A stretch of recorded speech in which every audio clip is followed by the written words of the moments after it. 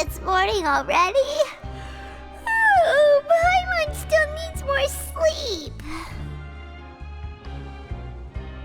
Huh? Wait, look over there! Isn't that... It's one of Lini's cards! Let Paimon see what's written on it. Maybe you haven't heard, but today is the monthly free day. Everyone has the day off today, which makes it the perfect time to do some investigating. It's been a while since we last talked.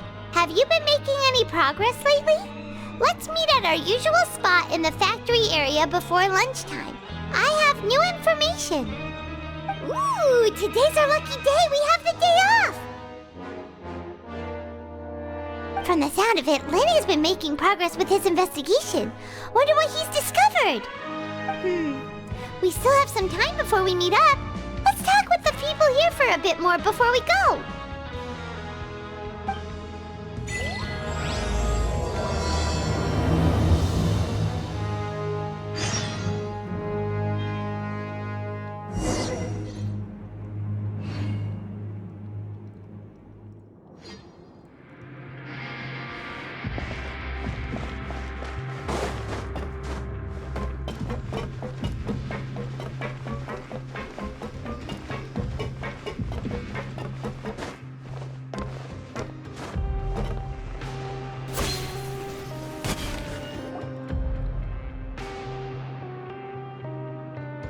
Look, there are some people talking over there. Let's listen in on the conversation.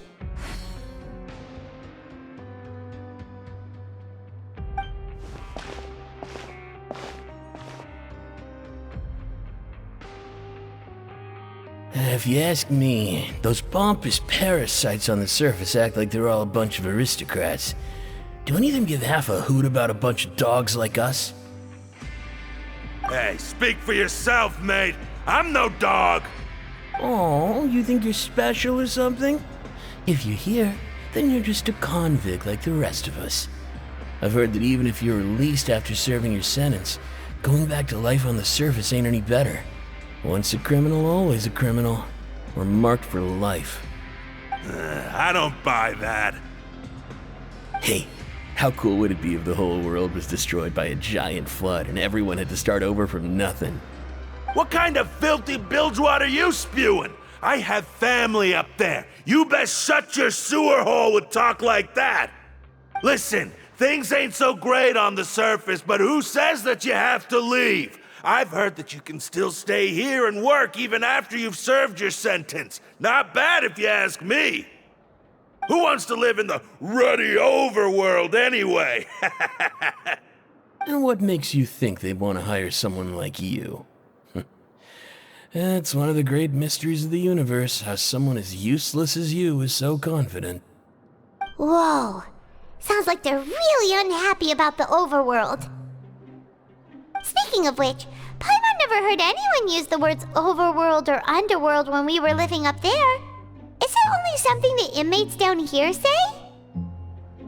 That's true.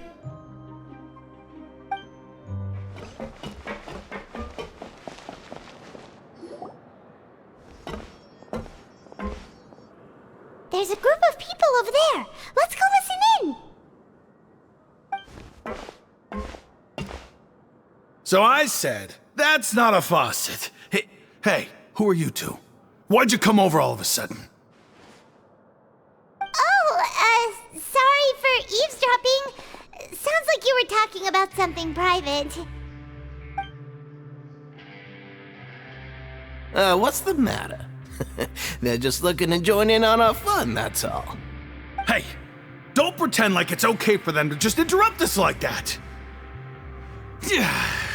Fine. You're lucky we don't mind extroverts that much. You hear that, Quisto? What nice! Your expressions tell me you're looking to hear some juicy info, am I right? But before that, it just so happens that I know you two. Really? Are we that famous? You're kidding. How often does anyone get a personal tour led by His Grace himself? Practically everyone was talking about it. Word has it that you also caused quite the kerfuffle. A little mistake, huh? I like the way you put it. You see, people with a good attitude can join our group anytime, unlike some of the others here. Your group? I'm Quisto, and this is Lavaroon. People usually call us the Bombshell Bros, but don't worry, we're not playing with bombs or anything. It's just that our information is always so explosive, and we blow minds on the regular. So, you two really like to gossip? Whew, you sure know how to embellish. No, you don't get it. Knowing intelligence will make things better for you here. For example, knowing who's working with whom, who has the latest rumors, who's not getting along. Wouldn't you like to know all that? Whoa, all this info's worth something, you know? You should prove you're worthy of it. I don't mind him. Quisto's always this way. Just play nice and say something to massage his ego. The welfare meals. Talk about the welfare meals. Right!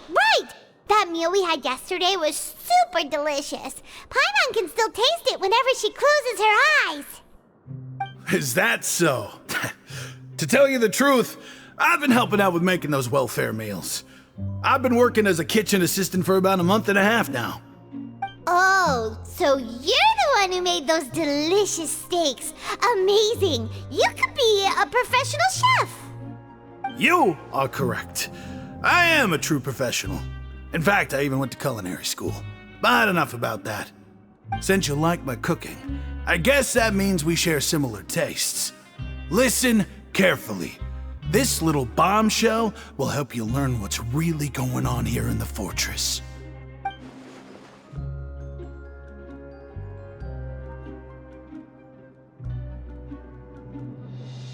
Listen, kids.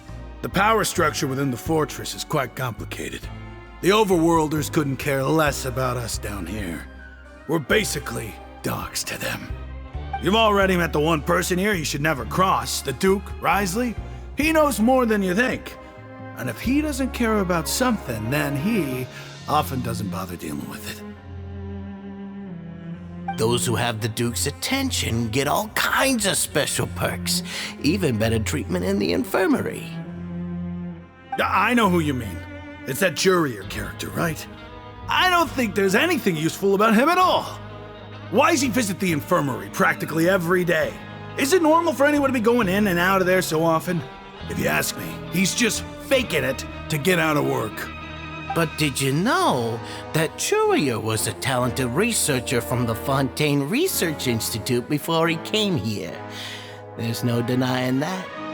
I don't care if he was a researcher that could turn dirt into mora. Once you're in the fortress of Meripede, you're just another inmate like everybody else.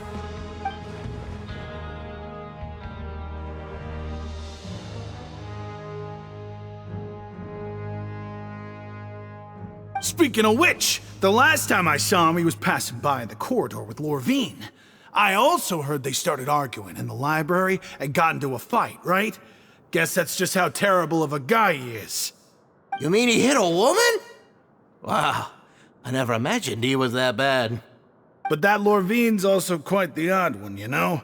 She's always gabbing away, got into a fight with a man, and she also got sent to the infirmary. Come to think of it, I always see her going to the sick bay every couple of days, too. Wait a second. You don't think? Do you think could it be that they're secretly meeting there to go on dates? But it's really hard to imagine. After all, I do remember seeing Lorvine beat Jurier to a pulp that one time. And we might be overthinking things.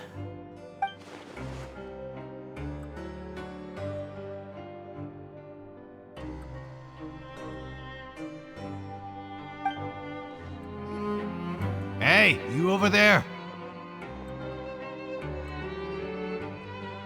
Yeah, you. Say, do you like playing card games? You know, like Genius Invocation TCG?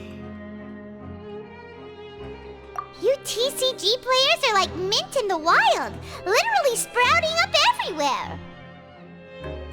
Hey, come on now. What's wrong with finding fellow Invocation aficionados? Anyway, care to join me for a game? All right. No pressure. But why would you be looking for people to play Genius Invocation in a place like this?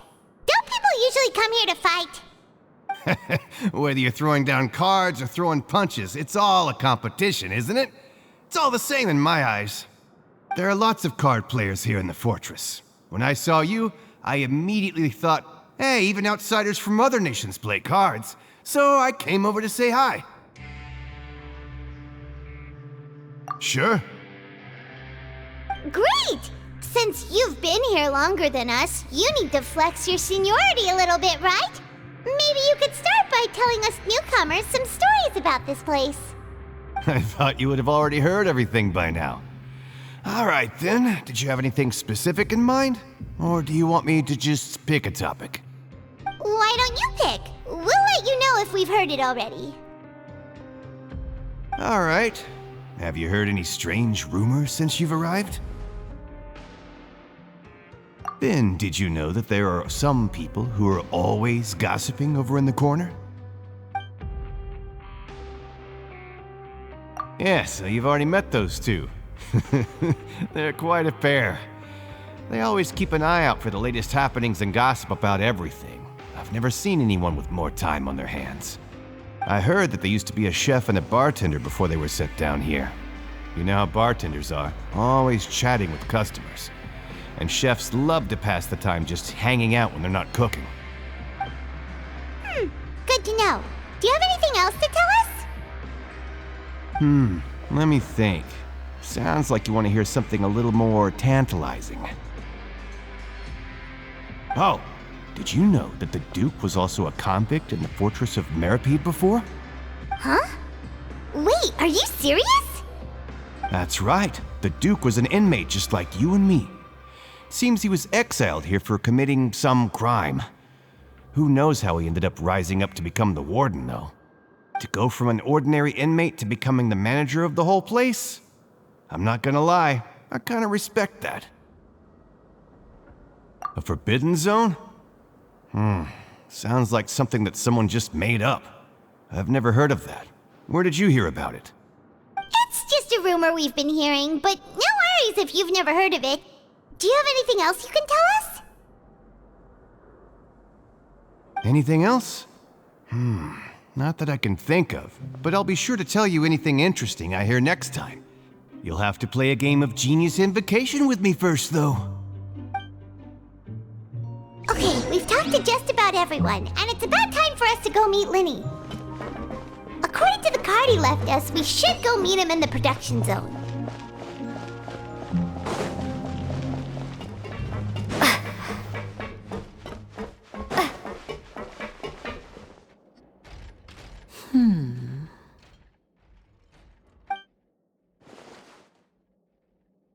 Huh?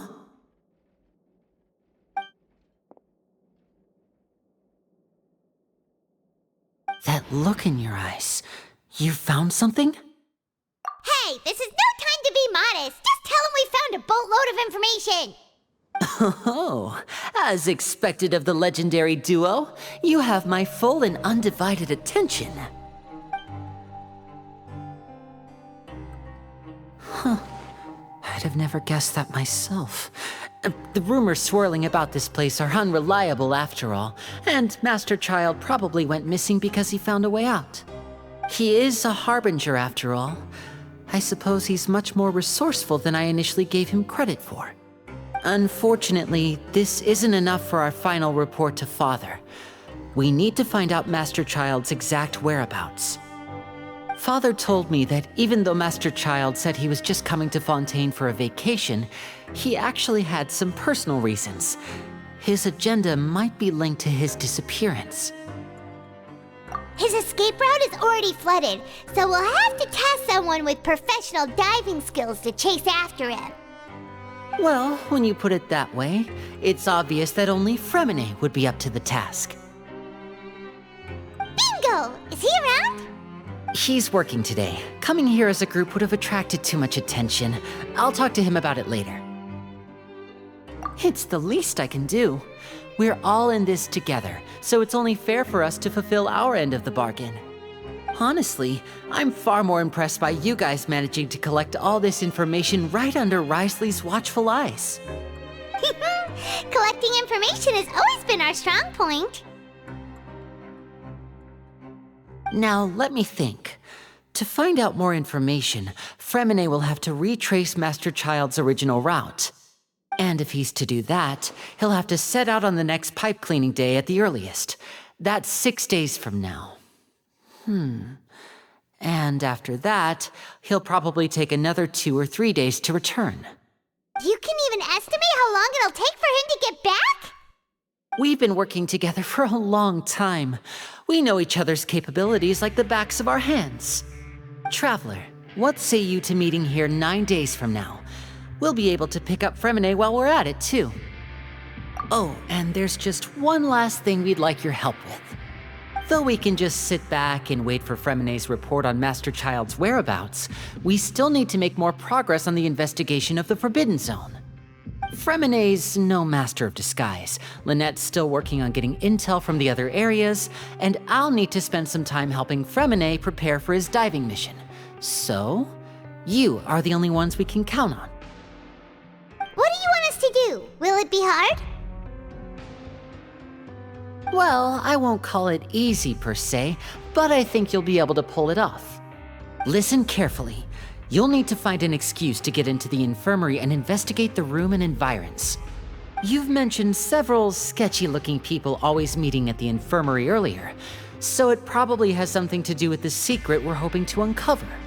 You've already met the head nurse, so she'll be less suspicious of you. Investigate the internal structure of the infirmary and any active dealings within, and pass those on to me alongside anything else you're able to discover. But also, there's no need to take risks. Don't forget, safety always comes first. No, when it comes to intelligence gathering, I'd never consider you to be an amateur. Didn't you say it yourself? It's always been your strong suit. I'll believe anything as long as it comes from you. So, please prove your prowess to me once again. All right, then we'll head out as soon as we finish our prep. Let's go our separate ways for now then. Don't forget, we meet here again in 9 days. Stay safe.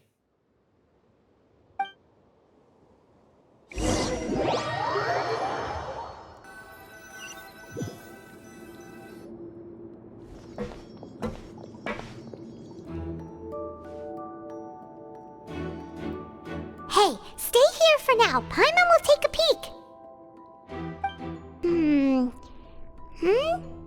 There seem to be several people inside.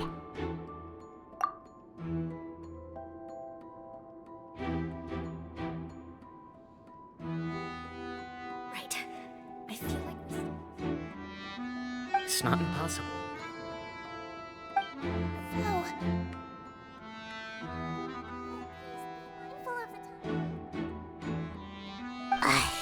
It's a bit hard to understand them from here, so why don't we just try to talk to them in person? Let's go as soon as you're ready.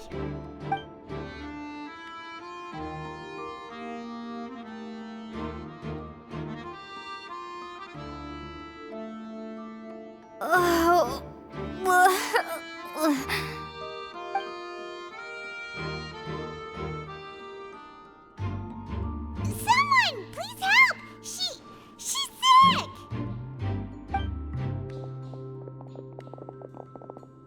Whoa, are you okay? Oh my!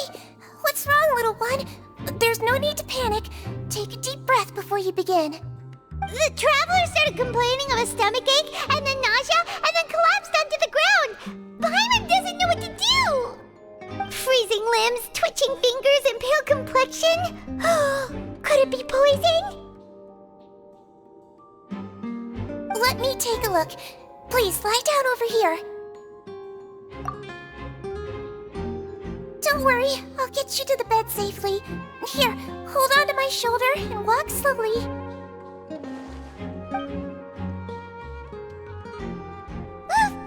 You can do it, traveler! Don't apologize. You're sick after all. Now, please relax. I'm just going to do a preliminary checkup on you.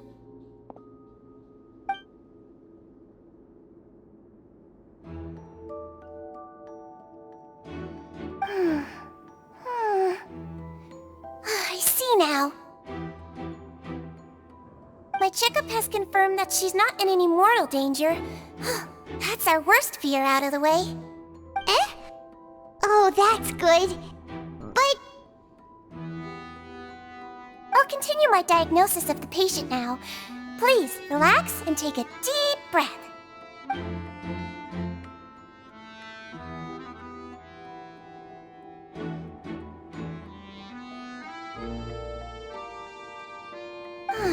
Don't sense serious damage to your organs either. Does it hurt when I press here? And here? Huh? But based on my initial checkup, there shouldn't be a problem here. How strange.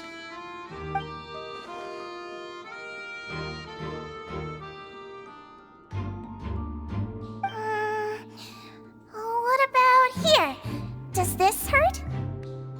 Oh, I understand. So that's what it is. I think you just ate something that disagreed with you. That's all. Nothing too serious. Outside of a pretty bad stomachache when it decides to act up. So that's what it is. Thank goodness it's not anything more serious. And there have been other inmates complaining about the food recently. I'll inform our head chef, Mr. Woolsey, of this problem as soon as possible. Congratulations! The health risk is incredibly low, so you should recover within a couple days.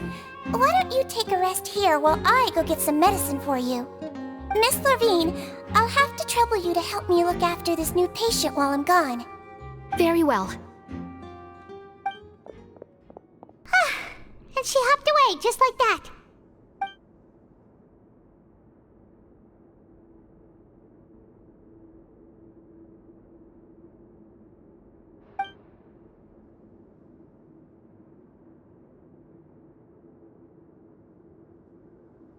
Hello. So how are you feeling now?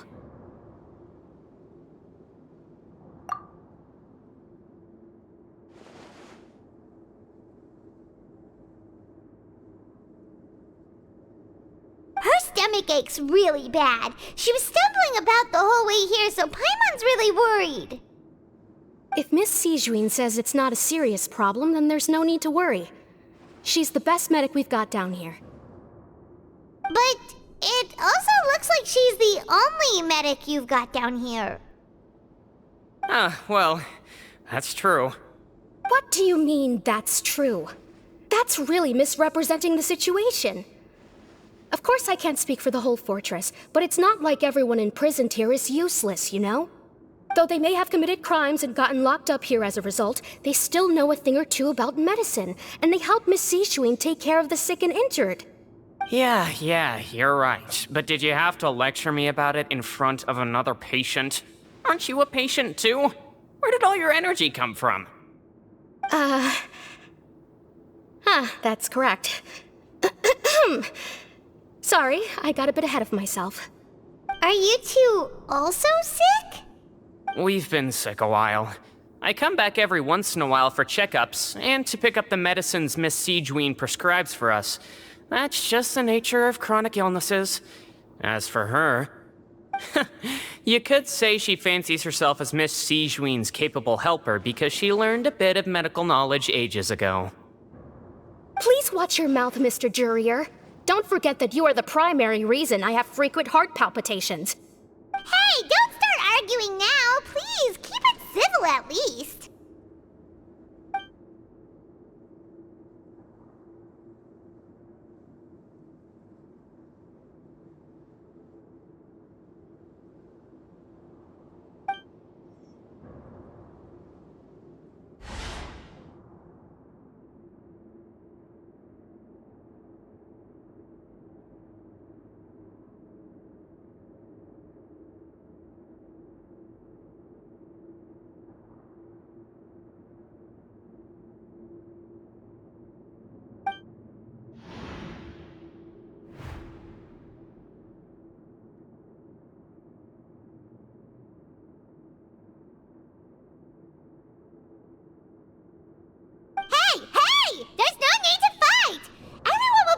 Someday, so there's no need to argue over silly things like this!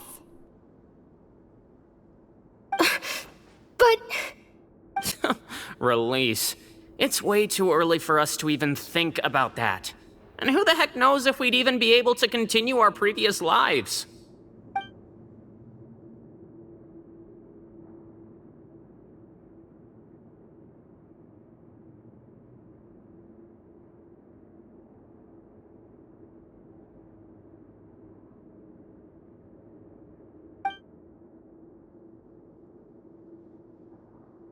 Please allow me to end this boring and useless conversation.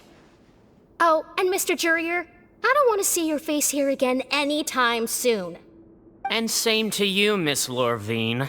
Anyway, that was more than enough rest for me, so I'm going to get out of this excessively noisy place. See you later, everyone. He just slowly walked off like that? That's just what he's like.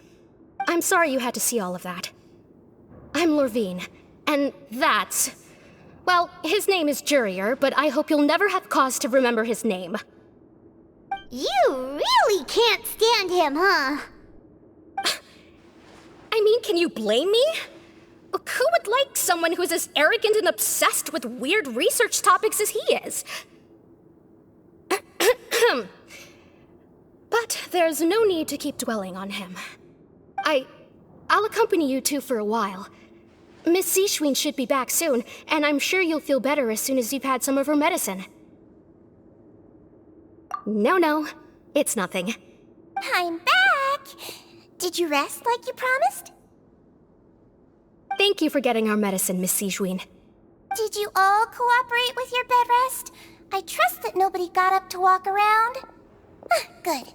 Here, this should be 2 days' worth of medicine for you. Take 1 pill now, and then continue your bed rest.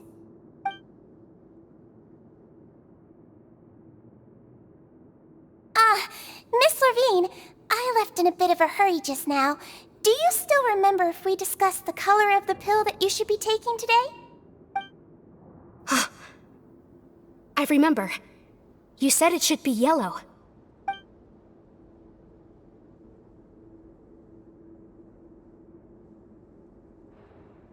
Yellow, huh?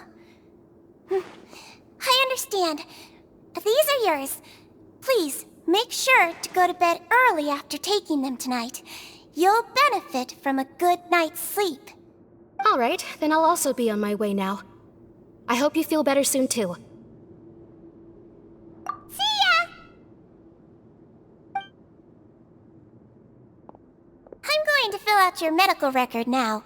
You're widely known as the Traveler, right? I just want to double-check a few details, if that's all right with you.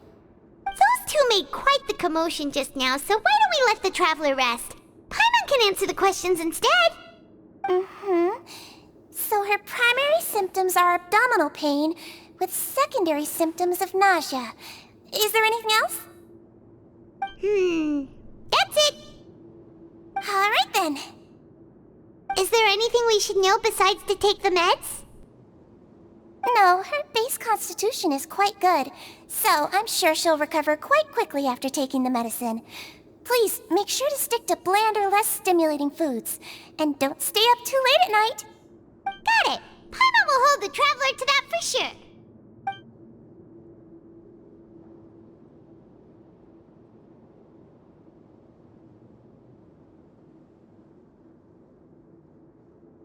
Oh, you're going to take a nap already? Okay then, you get some rest.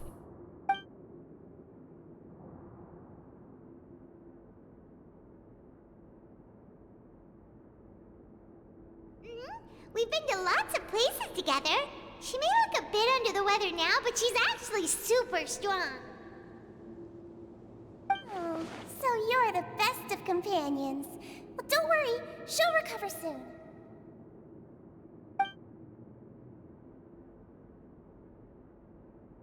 You're awake! How do you feel? You slept for a really long time, but we never left. Well, now you can go back without a worry in the world. Remember to take the meds regularly, and don't forget, bland foods. Thank you, Miss Zishwin.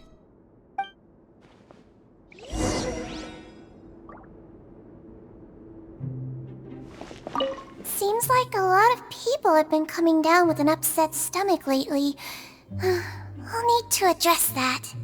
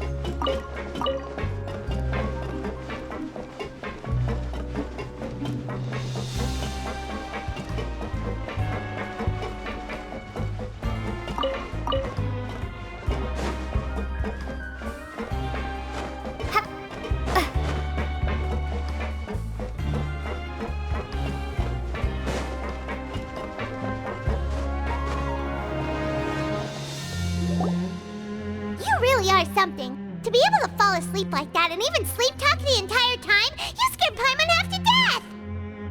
No, but you kept mumbling things along the lines of, Pyron, go take my grilled fish and put down the Adeptus Temptation now! Paimon talked with Sigewinne the entire time you were asleep. She seems like she's just a sincere nurse, and Paimon didn't notice anything unusual in the room. Are you sure we're not going off track with the infirmary?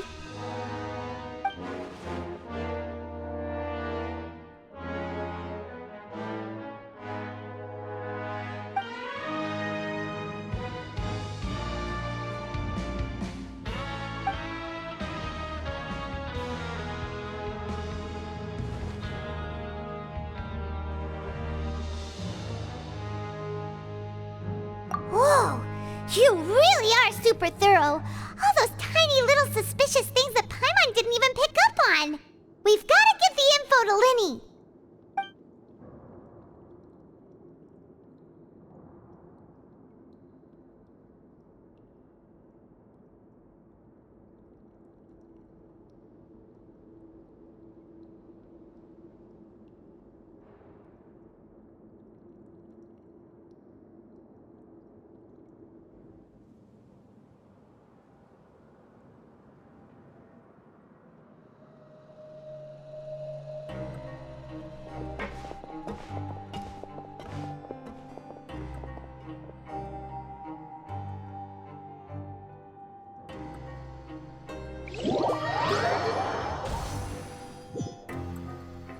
Today's the day! Let's go meet up with Lini!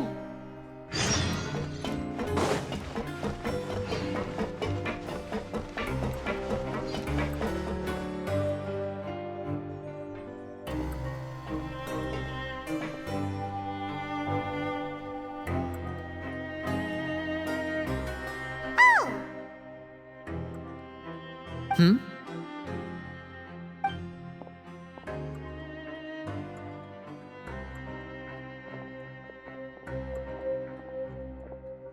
Did you two run into any trouble over the past few days? No, we just worked our shifts according to the schedule. Nothing weird happened. That's good. That means you didn't raise any suspicions when you infiltrated the infirmary. We've taken a look at the slip you've sent. Fréminet successfully left the grounds via the pipes 2 days ago, and as of last night, Lynette has also infiltrated the infirmary after faking an illness. Wait, why is she getting involved as well? You already went above and beyond when you scoped out the infirmary. To put it more bluntly, even if we were to view that as something you did in exchange for Fréminet's help, you've already done more than enough. Infiltrating a guarded stronghold is a different kind of job from a one-off investigation. We want to avoid using the same faces over and over and reduce the amount of suspicion that will fall on any given person. Lynette also felt like you have already taken the first step for us, so she should be the one to finish the job. So that's what Lynette thinks. Oh, Paimon hopes everything's going well for her.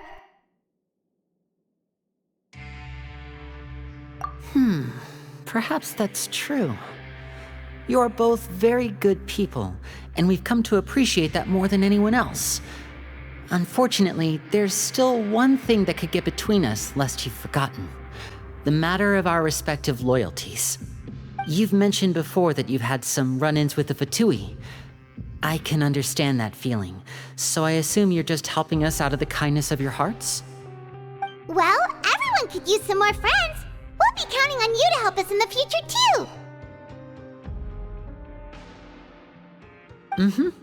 Since I see you as friends, then it's even more important for us to protect you from any peril.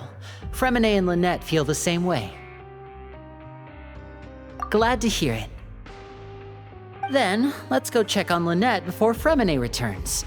If everything went well, then she should be wrapping up her investigation right about now. Is now really a good time to go over? According to my observations, Sigewinne always spends around half an hour away from the infirmary right before lunch.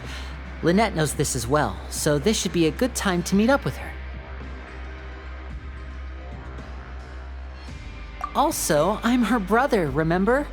It's only natural for an older brother to care about his younger sister's well-being. Okay, then let's head over right away.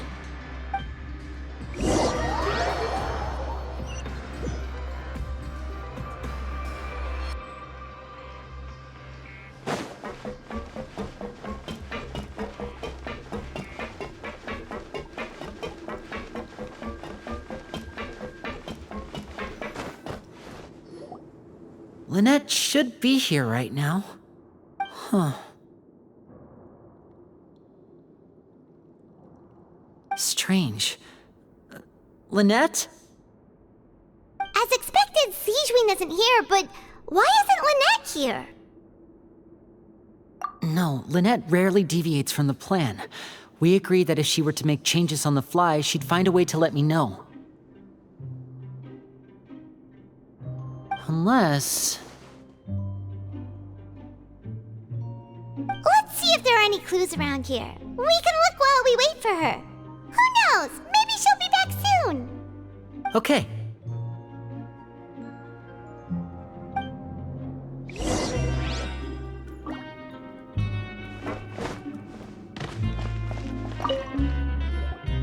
There are some books here and a few files. They all look like medical records. Advanced nursing, how to raise the spirit of your patients, a quick guide to the psychology of emotions, and the meaning of laughter.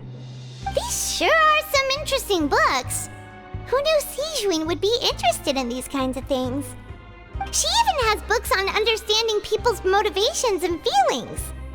Is it because she's a Melusine? Or does she have a need to understand her patient's emotional state? Seems quite normal to me. These are skills that would come in handy for a nurse from time to time.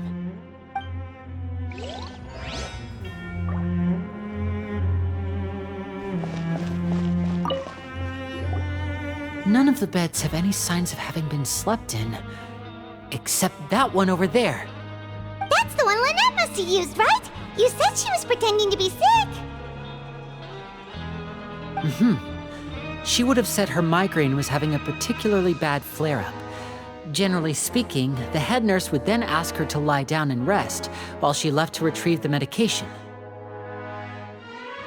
Which means either the head nurse didn't return the entire time from when Lynette laid down up until she left the bed, or the nurse intentionally left it this way.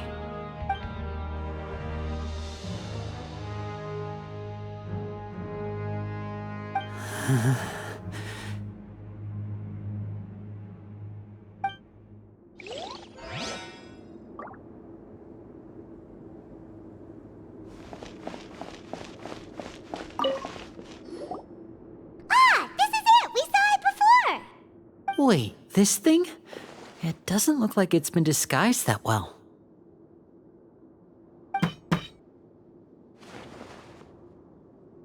The space behind it is empty.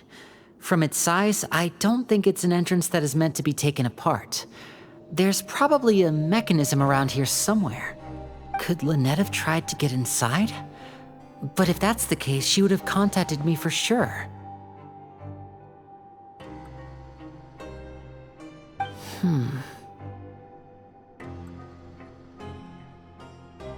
Let's look around here for some more clues. Don't panic, just take another look.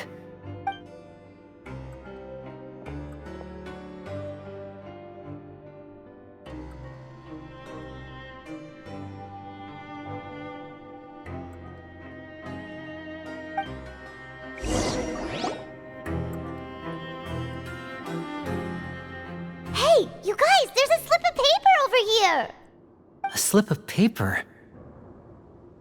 It's right over here, and there's a bunch written on it too. It reads, "Out of respect for your usual practices, I'll use a piece of paper or card as the medium to pass on my message. You may consider this as me giving you my best regards." This is...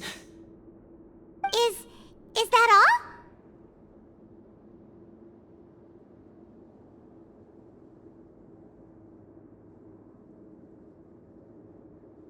The back! This is... Show me! Now! That look on your face! Paimon's reading it now! Would you care to guess where Miss Lynette of the Fatui could be right now? No! Could she have... Is she already... Risley. Did he deliberately leave the infirmary unguarded to use it as bait? Wait, you mean he was aware of our goals from the very beginning? But why? We didn't run into any trouble last time, and he also never reached out to us since. Yes, that is a crucial question. Risley, he doesn't do anything without a clear goal or reason. So this means he had no concerns about your activities from the very beginning. You're not from the same camp as us. You were sent down here by Nёvilleta, so you have no conflict of interest with Risley. We're a completely different story, though. I'd like to know that, too. Why did he only go after her? Don't panic, just think everything over. I have to stay calm. This is not like what happened last time. The situation's different now.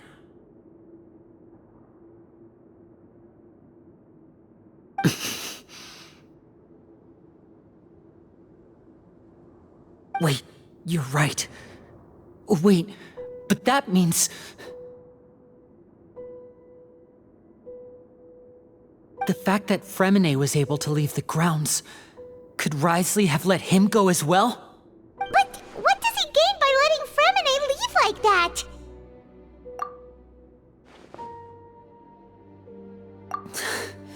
So he's challenging me and trying to provoke me, I'm sure of it.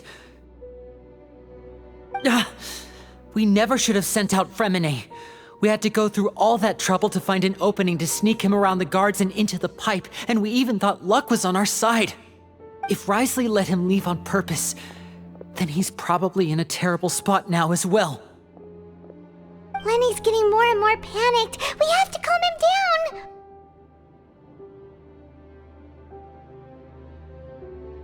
Don't be like this, Lini. Fréminet wouldn't have left if we hadn't told you about Child.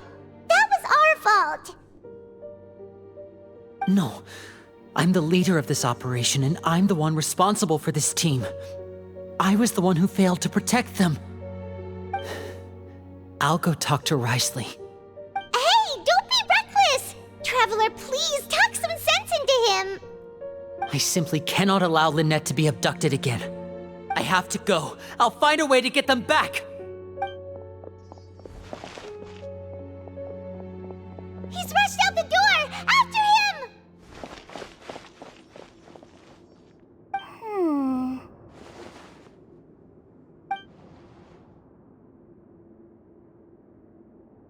Right. I feel like we still have some room to make changes on these details. It's not impossible, but it'll require extensive testing. Is that so? Very well. Then please be mindful of the time. Huh? Is someone? Pack everything up. Whoever's outside is eavesdropping. They'll probably come in once we stop talking. Someone! Please help! She's sick!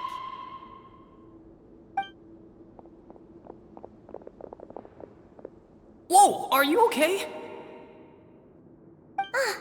These two. As expected, they've already found this place. Oh, they are quite sharp.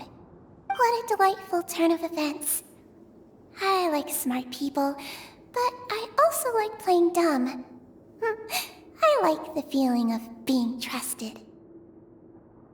Oh my! What's wrong, little one? There's no need to panic. Take a deep breath before you begin. Being able to read human expressions is quite the useful skill. Wait! Wait! It's no use. We have to catch up to him.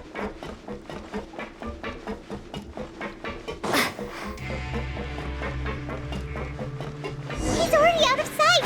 How is he so fast? Let's go head him off at Risley's office.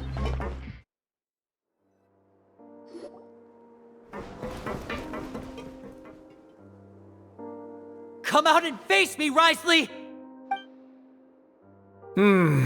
Aren't we at an administrative office space?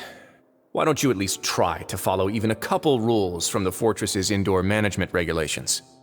What did you do to my sister? I ran into the young miss at the infirmary. I'd heard that she was suffering from quite the migraine, so I decided to invite her over for a cup of tea. I do have some teas in my collection that can work wonders against such an illness. Stop joking around! Where did you take my siblings?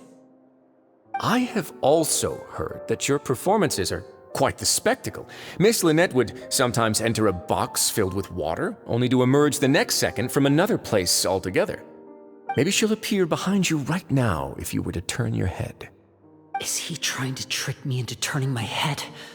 No, he's probably not looking to attack me right now. All of the hostages are in his hands, and he's even in the mood for small talk. That means Lynette is probably still alive. You knew we were investigating the infirmary from the start, so you deliberately aroused the traveler's suspicions and baited us into continuing our investigation, just so that you'd be able to kidnap Lynette.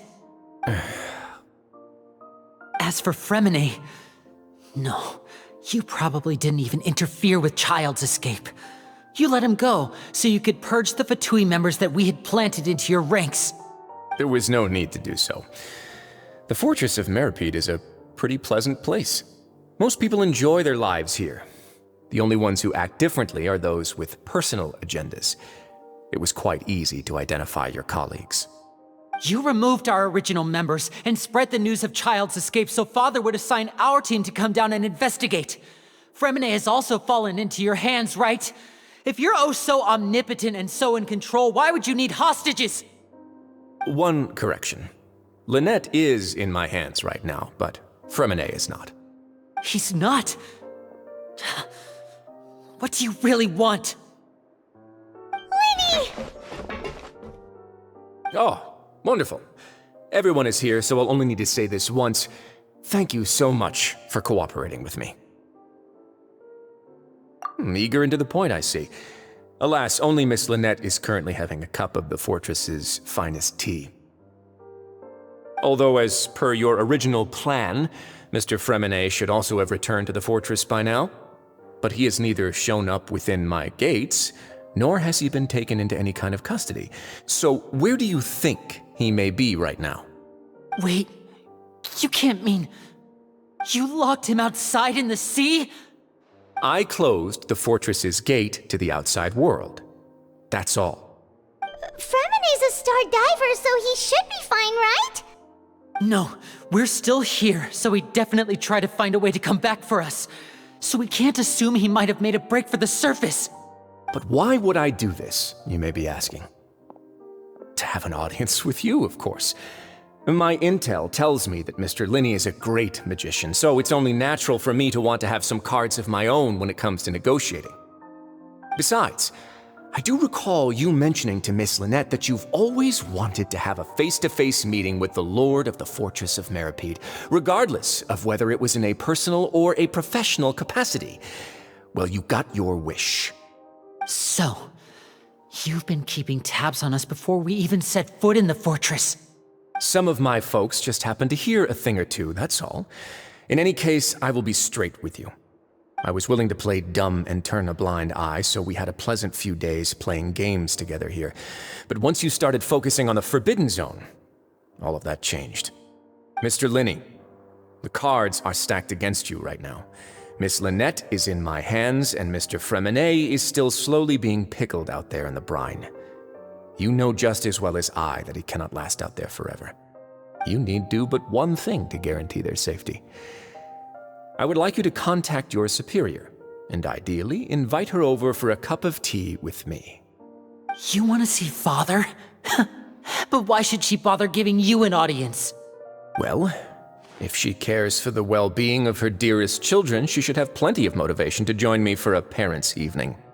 I've heard that the bonds between the members of the House of the Hearth are like the bonds of family. I don't see why she would refuse. Why did you think Father sent us to handle the fortress of Meripede? This place is basically a no-man's land. It wouldn't be fitting for anyone as important as a harbinger like Father to come here in person. Oh, I see. So it's because she doesn't care for my place here. That's such a shame. After all, I've amassed quite the tea collection. I was looking forward to sharing it with her. Both Monsieur Nёvilleta and Lady Farina have already received many samples as gifts. Was this the extent of your master plan to get to Father? No matter how much pressure you may put on me, I won't allow you to use us to blackmail her. You people really are difficult to get along with. All I'm asking for is a face-to-face conversation. Does she truly have no interest in the fortress's secret? Mr. Lini, you have one last chance to invite your father here. If you refuse... Lini! Instead of asking why I'm doing this, why don't you try to see things from my perspective for a second? From the very beginning, the Fatui has been actively infiltrating my fortress. I gave you a warning by cutting off the first few operatives I found, but that only caused you to double down. Had you given up on the fortress then and there, I'd have no reason to want to talk. Mr. Fréminet left the fortress on his own, and Miss Lynette tried to pry out my secrets right in front of me. No matter how you look at it, the responsibility for this falls on you. I shouldn't ask Father to do anything because of us. 6, 5... Wait, 2, 1. Time's up. It really is a shame, Mr. Lini. Rizli! Negotiations have broken down. Please leave, ladies and gentlemen. It's time for my afternoon tea. Yeah, listen to the Traveler. If you can't talk to Lini, can you at least talk to us? You do realize that I'm only letting you go because of Nёvilleta, yes? You're here helping him out, and I've already done my best to stay out of your way. But that doesn't mean you can just do whatever you want. The fortress may be small and remote, but it still has its own set of laws.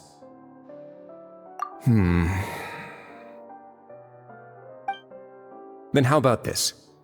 Those who are capable deserve respect. You've spent quite some time investigating my home turf by now, so why don't you tell me a thing or two about what you found, I'll ask you 3 questions. Answer all of them correctly, and I'll agree to your request. Question 1.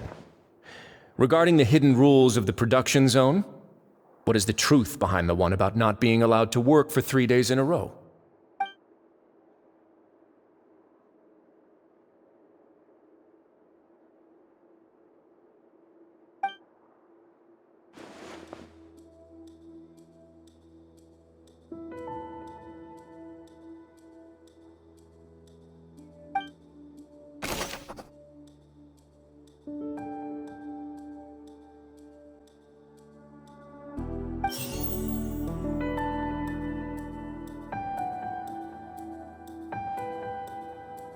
We often see Miss Sijuin observing the prisoners at work near the production zone. It seems like she can perceive the general state of a person's health just by looking at them.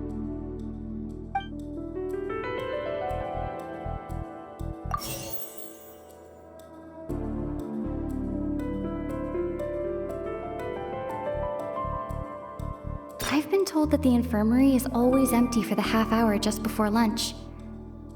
But what could Sijuin be doing during that time?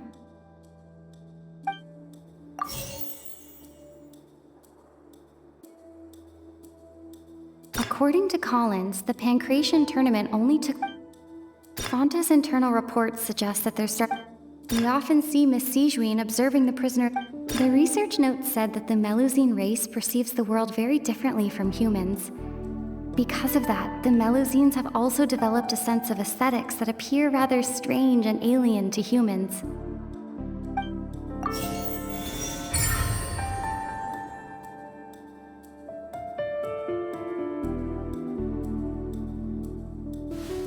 So that's what's going on.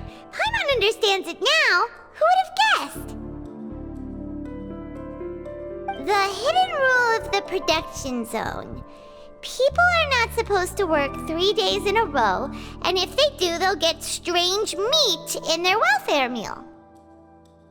At first we thought this strange meat must have something to do with the people who disappeared, but in reality, they were all prepared by Sigewinne, the head nurse. She often visits the production zone to observe the workers' health and makes a note of anyone who has worn themselves out after 3 full days of work. Out of her sense of duty as the head nurse, as well as her genuine concern for the workers' health, Sigewinne visits the cafeteria right before lunch and cooks an extra dish for those who can use the stamina boost. Sigewinne has only the best intentions with her surprise gift and doesn't want anyone to find out about what she does.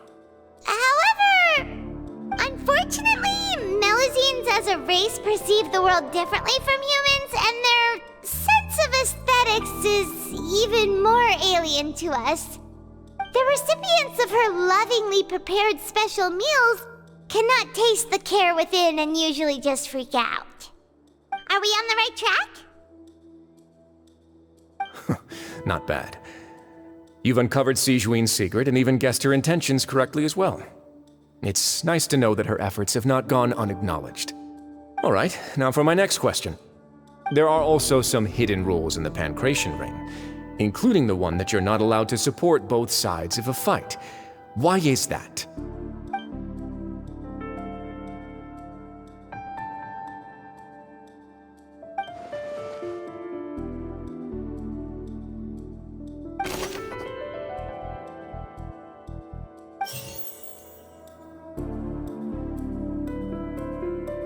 According to Collins, the Pancration tournament only took place because the Fonta company sponsored it.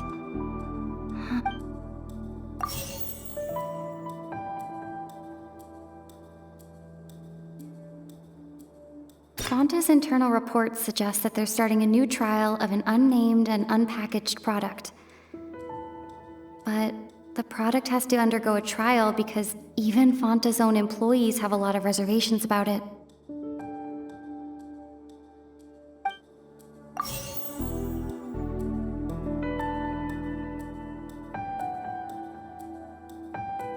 The Fonta promoter has been struggling because he doesn't recognize the real value of coupons.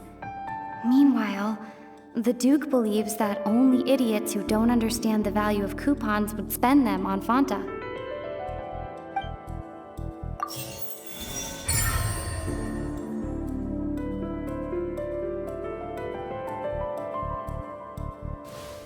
Paimon gets this rule too now, so there really was nothing to be afraid of. That hidden rule of the Pancration ring is about how, people are not supposed to bet on both boxers at the same time. And if they do, they'll receive a package containing a strange, blood-colored liquid. People get scared when they see it because they've subconsciously begun to associate it with the missing boxer. But really, it's just a bottle of the latest yet-to-be-named and packaged new Fonta trial product. A blood-red drink. It's no wonder even Fonta's own staff were questioning the company's decision-making. The company, facing backlash from its own staff, decided to try to trial the product on a smaller scale to see how it might be received by customers. They came to the fortress of Meropide and offered to sponsor the Pancration tournament so they could push their new product. But the Duke completely refused to even entertain the idea. The Duke, knowing how valuable coupons are in the fortress, knew that only total idiots who didn't understand their true value would bother buying a Fanta product here. And so, only those who proved their stupidity by being dumb enough to bet on two opposing sides of the same match were selected to receive the drinks. I acknowledge the effort you've put into bringing the truth of this mystery to light. Although, based on your description, that Fanta promoter is a bit too careless with his words, I may just reconsider my collaboration with the company. All right, and here's the final question. What's the secret behind our head nurse and all of her patients in the infirmary? Stop your cruel and pointless games, Rizli! You know that we haven't finished our investigation, so there's no way we can answer the last question. The thought of sparing Lynette and Fréminet never even crossed your mind! You'll pay for this! Ah! Lini, are you alright? Oh, close one. I owe you, Sigewinne. That was a fantastic shot. It was nothing, Your Grace. Sigewinne? Though this gun may look like a toy, it's actually fully functional, as I just demonstrated. Sigewinne... You... Not at all. I am merely a resident of the fortress, and thus protecting it is my duty. When Monsieur Nёvilleta asked me to come here, he told me that my job would be to take care of the well-being of everyone here. I am merely discharging my duties. But if you mean what you just said, then isn't Lini someone you should be looking after as well? Isn't he a resident here just like the rest of us? But I really am just doing what Monsieur Nёvilleta told me to do. Everything I did, I've done to protect them. Had I not, they would be in far more dire straits right now. His Grace knows it too, right? Your Grace? Mind proving my innocence to them? My dear Sigewinne, whatever shall I do with you? Would it have killed you to just wait another minute or two? Well, it's nearly time after all. The way you do things can be truly frustrating sometimes, Your Grace. I figured I should try to talk some sense into you. What are you talking about? What time? Take me if you want. Let them go. How touching. Can you just give me one more minute? Don't be like that, Your Grace. All right, everyone, calm down. 2 more visitors will be arriving any time now. I'll go get a cup of tea. Miss Sigewinne, I leave Miss Lynette in your care. You... What are you doing? I believe I hear footsteps.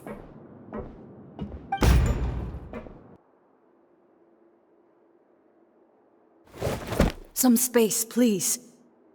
Ah, Miss Clarande. My door. Fréminet...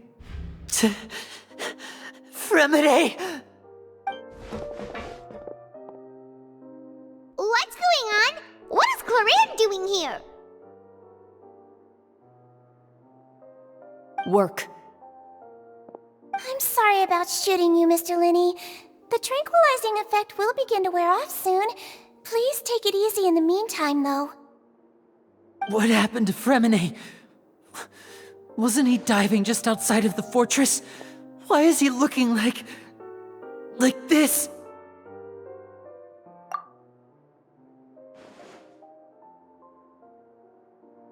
A flushed face, an accelerated pulse. He must have consumed primordial seawater. What did you say? Please, make some space. I'll need to give Mr. Fréminet a more thorough checkup. Your Grace, I'll leave the rest to you. I'll talk to Clarande while you get Fréminet to where he needs to be. Everything else can wait.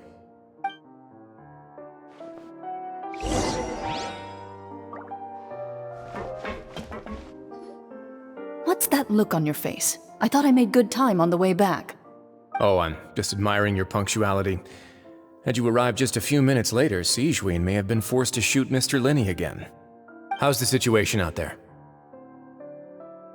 The water has changed. It's pretty much as expected. The concentration of primordial seawater has increased significantly. I was only out there a short time, so it wasn't too bad. but if one were to stay for any significant amount of time, well, you can see how that boy's doing. Where was he when you found him? The abandoned zone at the end of the pipes. A good distance into the water. Closer than I thought. He must have recognized it early on and tried desperately to swim back. Locking the door was necessary. I don't think we could have saved two. Well, I did try to convince him that I had my reasons. Never seems to work, though. It would probably work on Nёvilleta.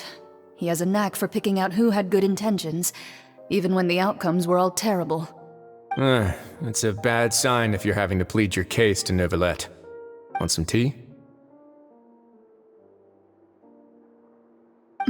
Not particularly. If you want to drink some that badly, just say so. Fine, I'd like to get some tea. Want me to get you a cup too, since I've already made it? Might as well then, I suppose. Actually, do you have a towel? I would like to dry my hair.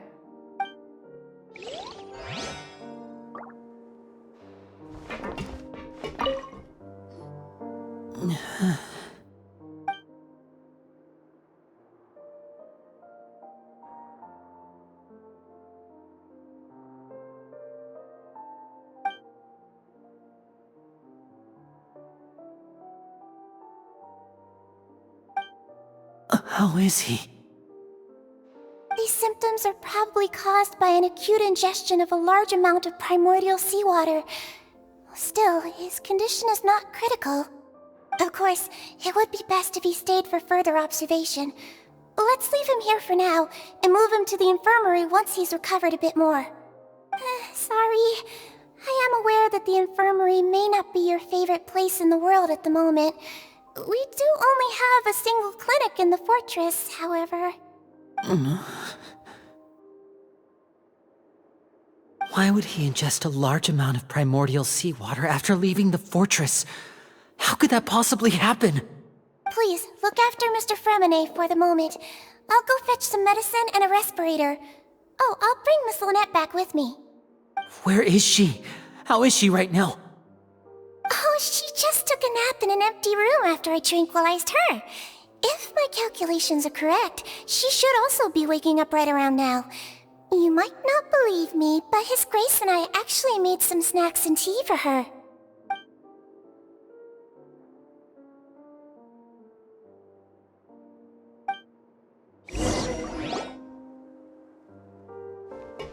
Lini, are you okay?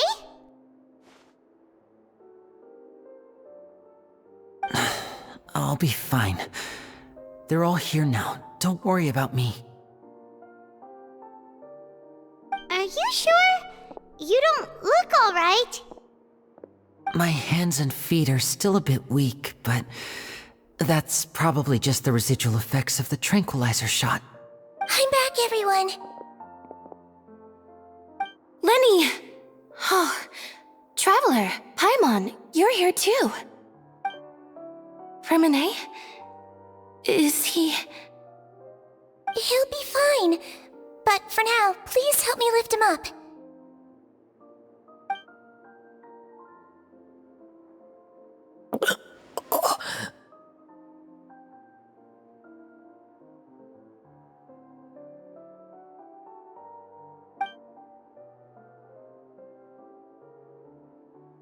His breathing's beginning to slow down. Give me a hand and help me get him to the infirmary. Yeah, I'll take him from this side. Lynette, together? On it. Traveler, you seem pretty worried about him. Want to come with us? The Duke and Clarande are gone. They probably went to get some tea. The Duke will explain the truth in just a bit. Miss Clarande will need a break, since she only just returned from rescuing Fréminet out of the sea.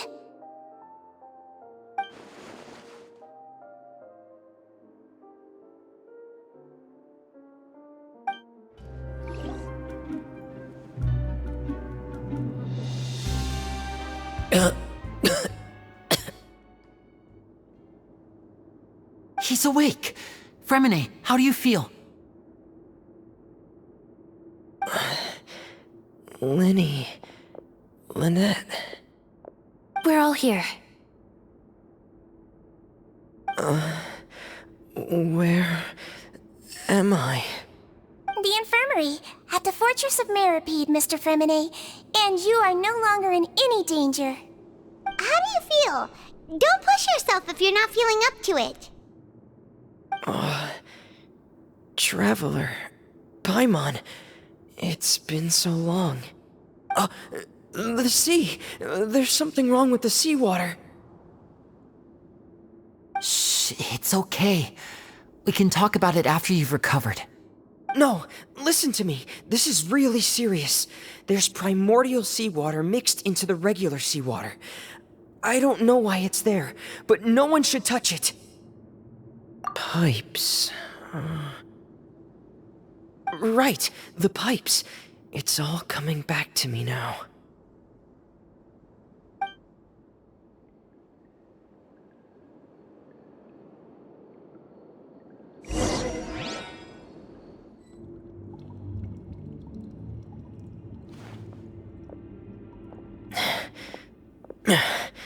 I'm in. Seems like this pipe hasn't been used in a long time. It looks abandoned.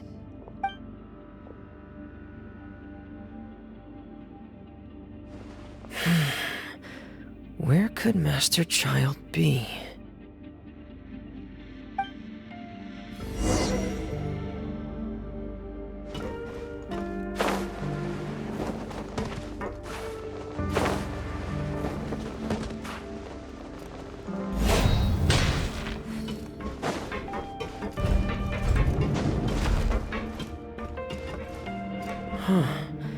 This mechanism looks like it's been tampered with. Could he have done it?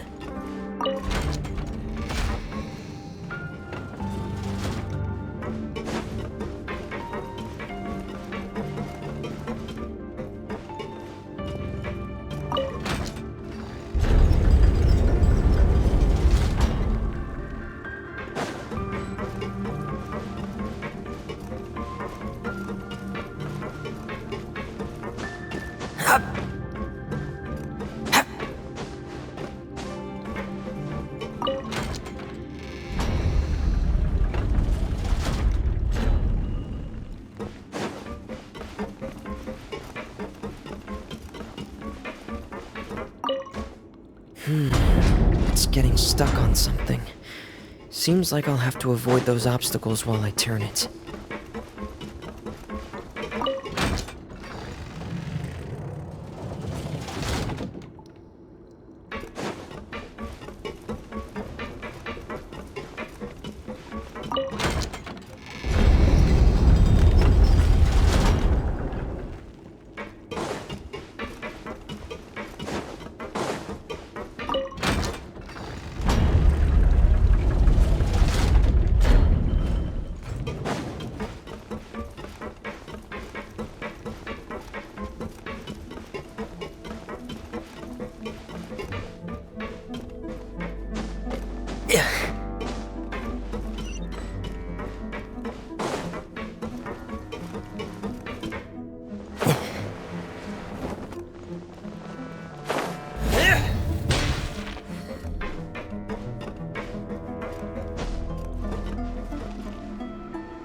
This is where the water starts. Okay. Master Child probably dived into the water. I'll go take a look as well.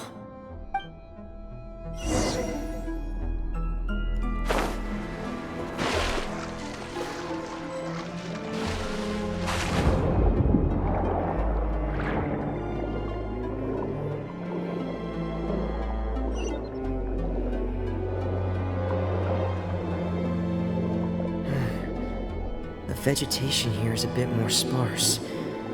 These traces aren't natural. A person must have left them, and recently. I should be going in the right direction. There are traces here too. I need to keep going. The traces are gone, but I don't see where he could have gone from here. Wait, what the?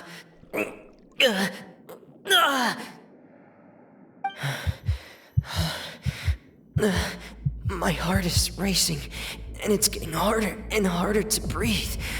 What's going on?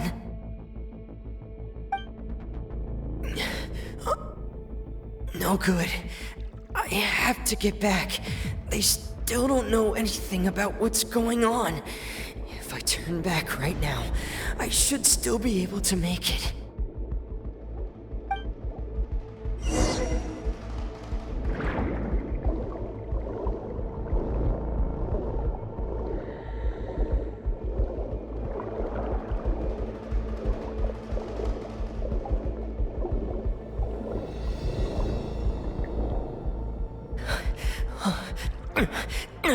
I can't die here.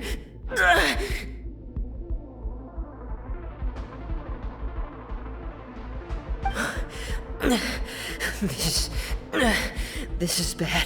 I'm feeling worse and worse, and I'm still underwater.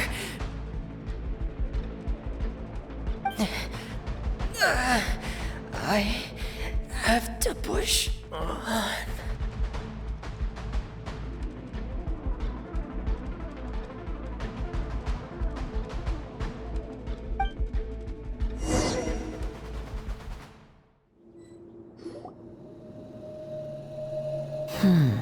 So, in other words, the trail you were following vanished, and you had no idea where Master Child could have gone, but there was also no obvious place for him to have disappeared to.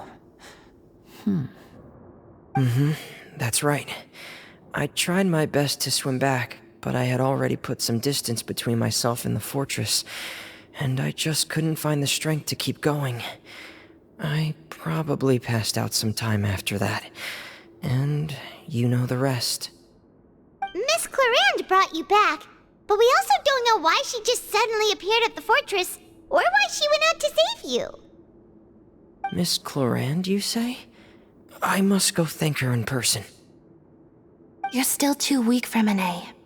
You can go after you've had some more rest. Miss Lynette is right. I believe Miss Clarande will stay here as a guest for another few days, so there's no need to hurry. A guest? Then I can assume Rizli was the one who invited her to come down here? You should ask His Grace about that. He'll be able to explain better than me. Yeah, it's about time he actually told us what's going on. Wanna come with us, Lini? No, please go on without me. I don't want to leave just yet. Lini. The logical part of my brain is aware that we're safe right now, but I still can't bring myself to leave. Both of you are just in danger. Understood. Then let's just sit together for a while. In that case, I'll leave the infirmary to you. The Traveler and I are going to head out for now. As long as you stay in here, I don't think you'll be disturbed. Thank you.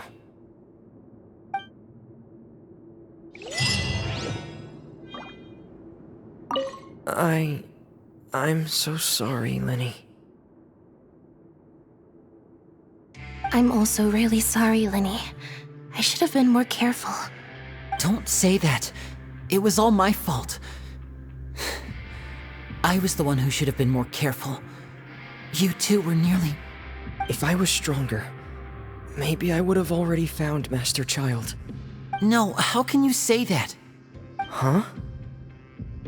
I'm sorry. What I'm hearing is, we all dropped the ball at some point during the mission, so the responsibility falls on all of us. Isn't that right? Yeah, that's right. It's on all of us. Lini, we understand that you're worried about us, but we're worried about you as well. Please don't blame yourself. We want you to keep your spirits up. Yeah.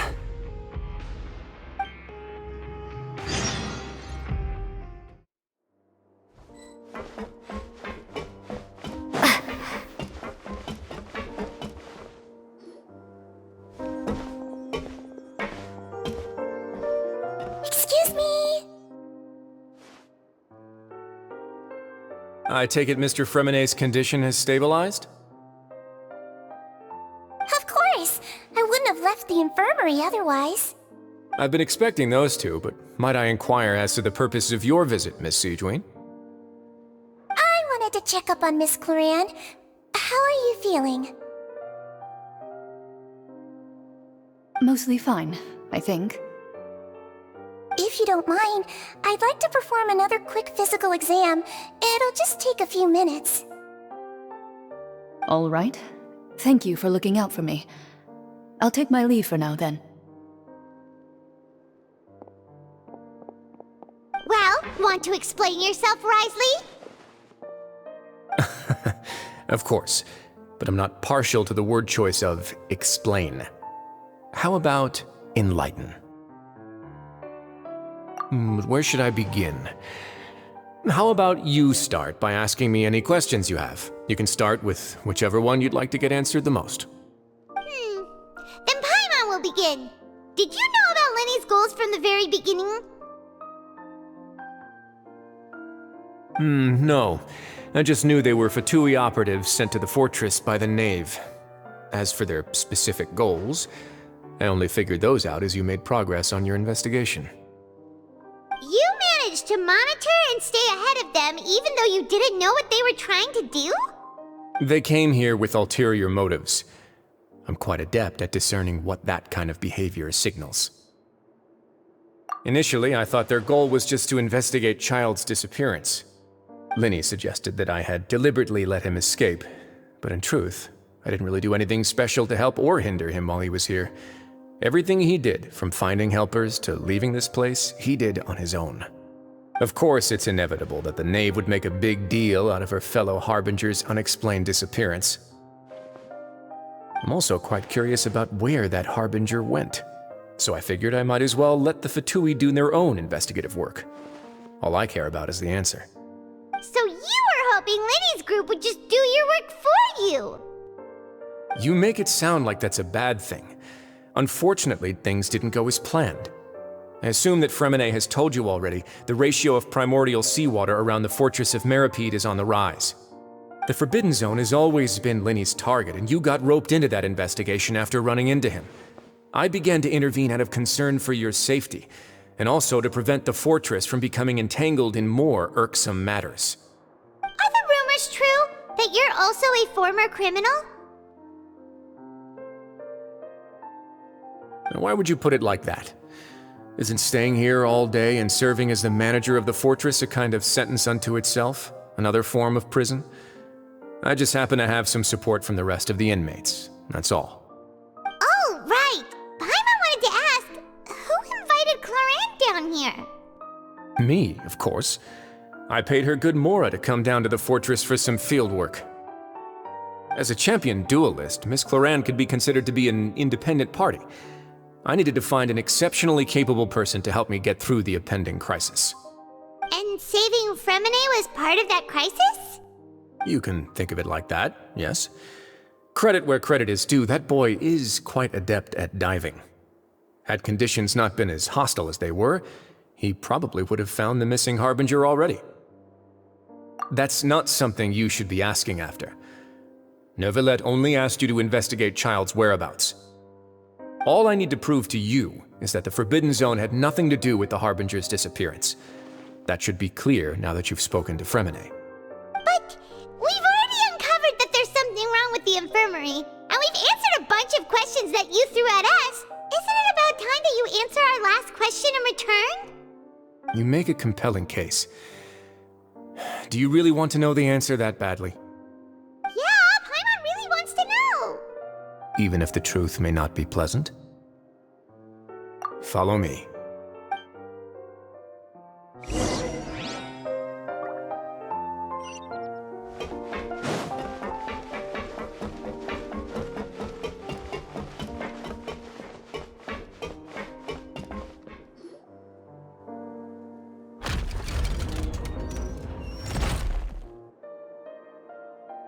There's a hidden door here? And a whole basement behind it? Huh. You're pretty good at hiding stuff, Risley. It seems you've forgotten just what kind of place the Fortress of Meripede is.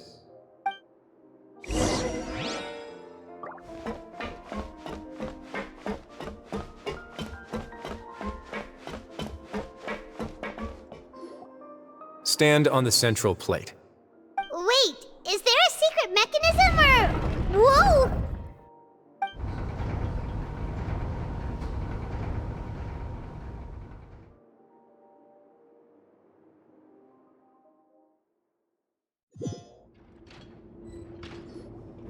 So, this is the Forbidden Zone?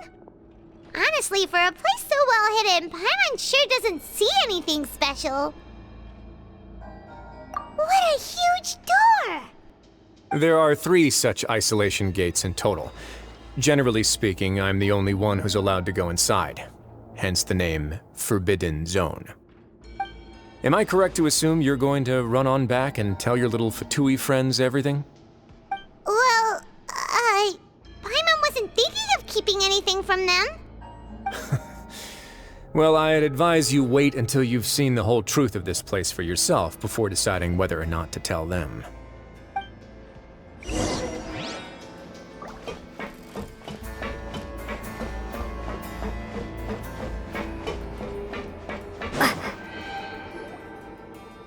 Huh.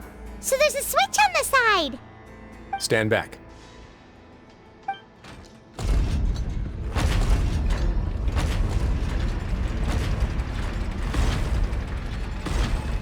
Whoa! They all just went up one by one! Go on, have a look.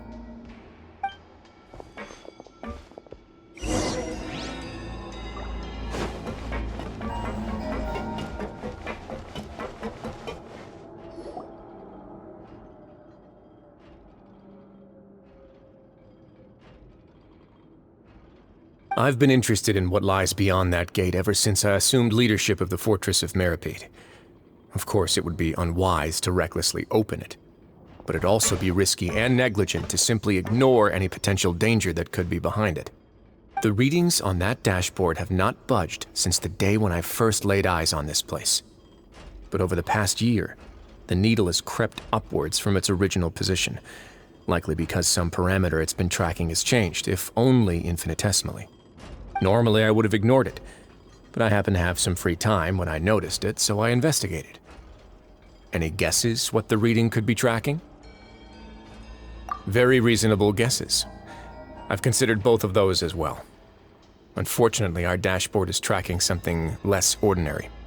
The temperature should vary with weather and climate changes, so for something that rarely shifts, the water pressure is more likely. We ran a few tests to increase the pressure from the outside, but the readings didn't change at all. Later on, a few more possibilities occurred to me, such as a potential connection with the primordial sea. I began to make a few preparations based on that hypothesis. Over the past few days, the needle has moved again. With that, and the symptoms that Fréminet displayed after leaving the fortress, I can now confidently conclude that the readings represent the concentration of primordial seawater in the seawater nearby. The concentration of primordial seawater? But we're already under the sea!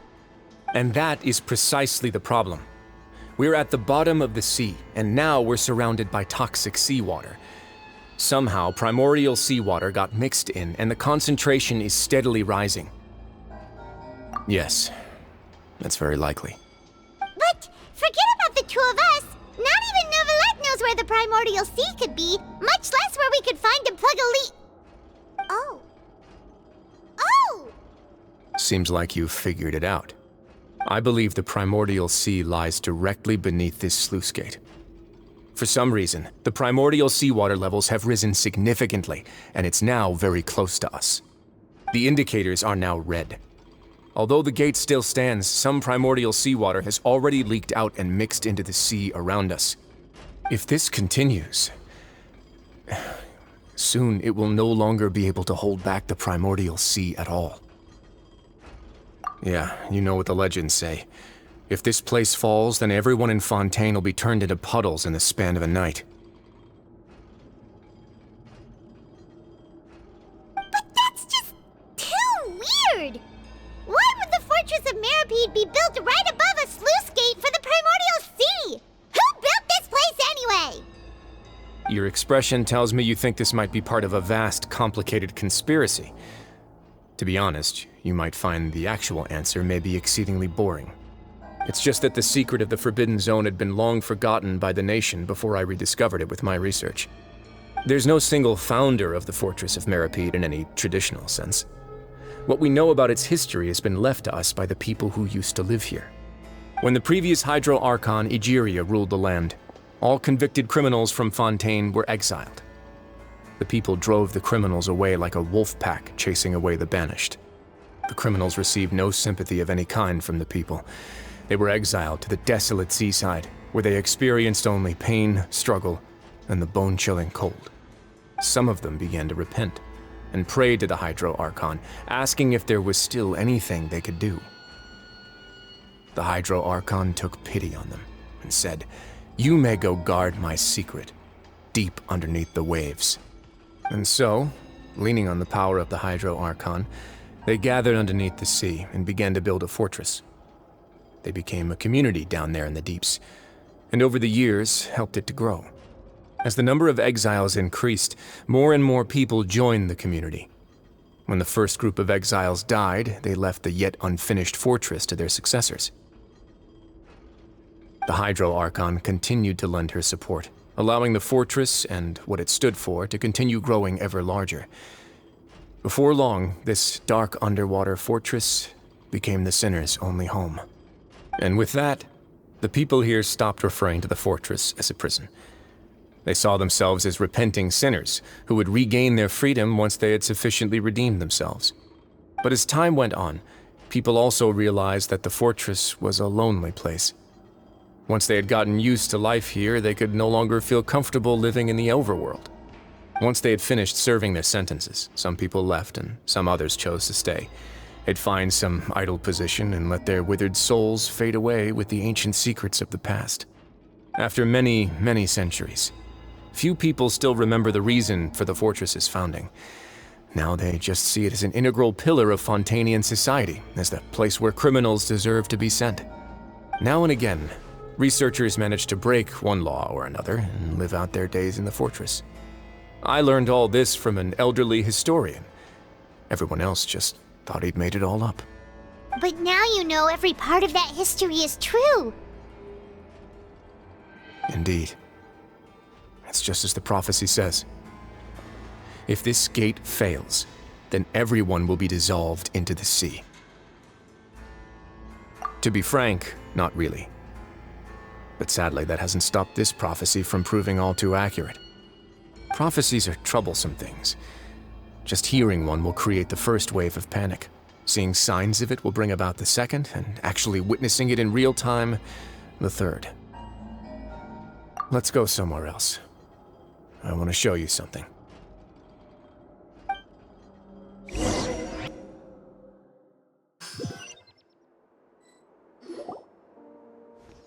This is it. Your Grace, perfect timing. The results from our last round of experiments have... Wait, Jurier, he's not alone! Huh? Lorvine and Jurier? No need to panic, you two. I've already told them about our plan. What? After you warned us not to tell a single soul about any of this? I'm skeptical as well. Are you sure they are trustworthy? The results speak for themselves, don't they? These two may already know more than you could ever imagine. All right then, if Your Grace insists. They seem harmless enough, so I'll trust them for now. How about some reintroductions? This is Jurier, one of the highest-ranked researchers from the Fontaine Research Institute. He used to work under Edwin. I trust that you've heard of Edwin? He's the one who blew the whole institute sky high. Everyone knew he was a bit crooked in the head, but you're not a local, so I guess it's possible for you not to have heard of him.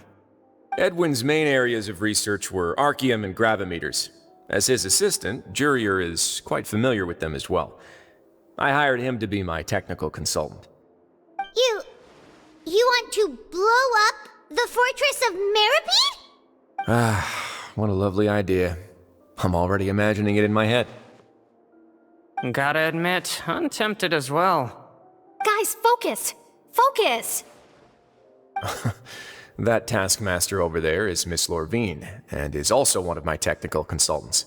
While Jurier used to be Edwin's assistant, she used to be Jurier's assistant. Ooh, are they together? See, everyone keeps asking this question. Are you too sure you're not a couple and just using your work as a convenient cover? Your Grace, I am not in a relationship with this man. If I dated her, I'd officially be madder than Edwin. Jeez, forget I said anything then. Follow me. Whoa, there's another door that goes right up.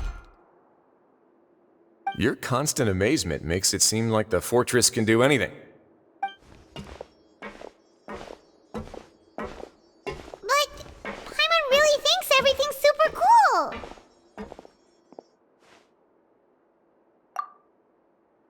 Well, let's spice it up a bit. And here you go.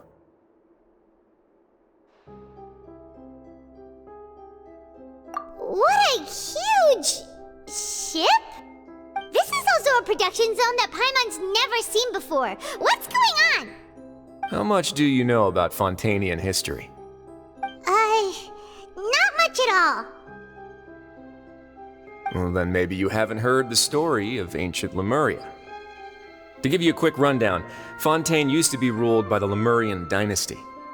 According to legend, the Lemurian king Remus came to this land after being inspired by divine revelation and found the seer Sibila, who had taken on the form of a golden bee. Taking the golden bee with him and riding on a huge ship, the Fortuna, he created his nation above the surging waves. He called his nation Lemuria, and used the Fortuna to incessantly search for new tribes and islands, calling on them to join his empire. There's a ship in this story too? Where there's water, there'll be ships. People believe that hope can always be found at the end of a voyage. Do you believe that too? To a point, I think. As you've already seen, I have a whole factory's worth of labor, materials, and technology at my disposal. Certainly can't hurt to give it a try. So the moment I began to speculate that the primordial sea might lie underneath the gate, I also began this project. Were you inspired by the legendary Fortuna? Maybe. Fontanians need something to hold on to cope with the impending disaster. Were the workers to find out the truth behind this ship, riots would destroy the fortress faster than any catastrophe.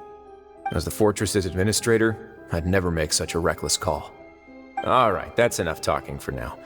I'll need another 3 cups of tea to soothe my throat. Do you have any other questions? Seems like you're good. Come on, I'll take you back.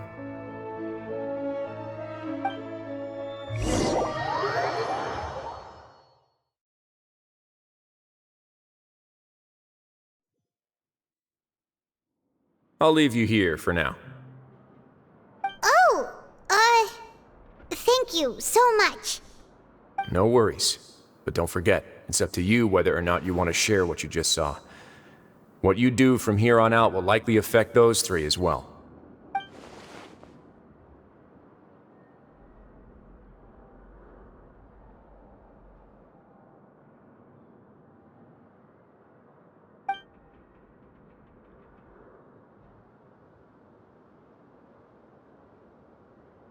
Yeah, we'll put a lot of thought into it for sure.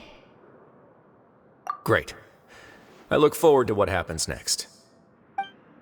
We're back! Welcome back. Do you want a cup of tea? How can you be so much like Rizli, always drinking tea? Huh. Actually, now that you mention it, I just remembered something now. While I was sedated, I could still barely hear 2 people talking next to me. They were discussing everything, from the leaves to the water and even the teacups themselves. Must have been Rizli and Sigewinne. Yeah, I heard 1 male voice and 1 female, so it should have been the 2 of them.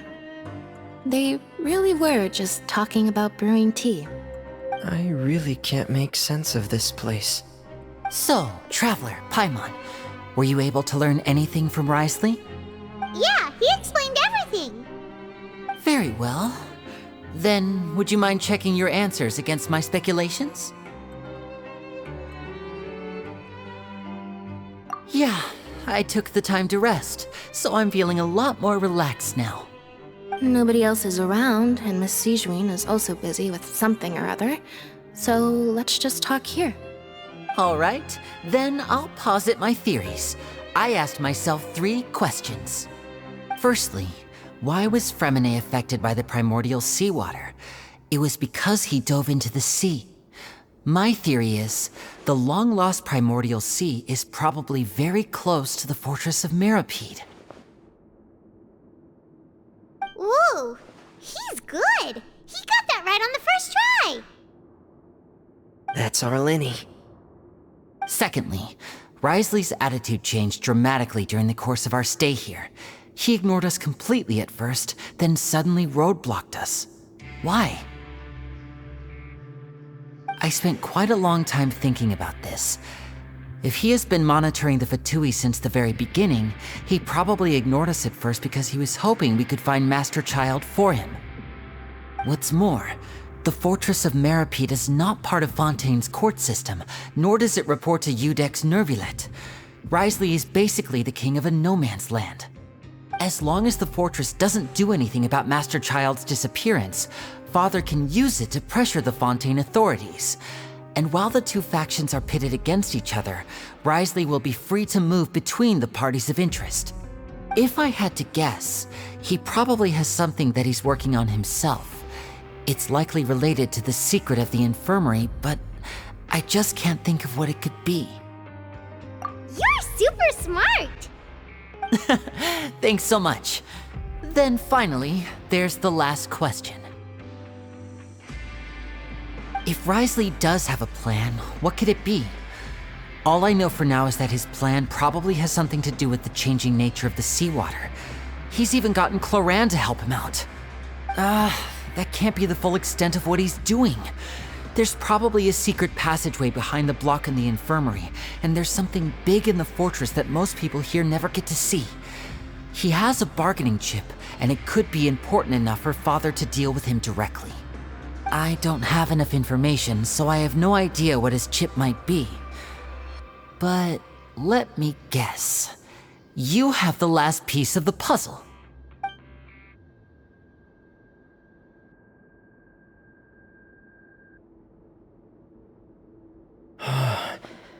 I can't believe it. The sea will engulf everyone, just like the prophecy said.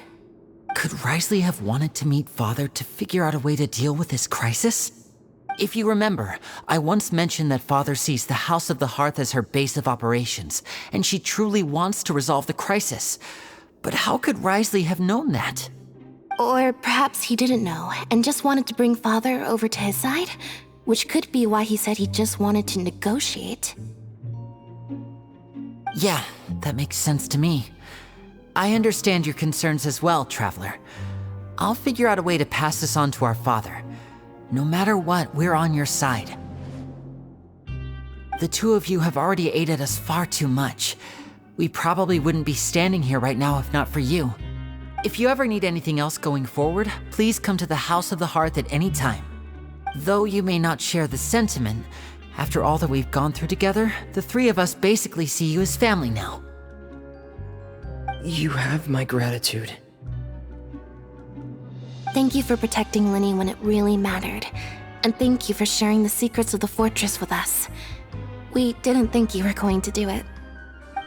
Why are you being so formal all of a sudden?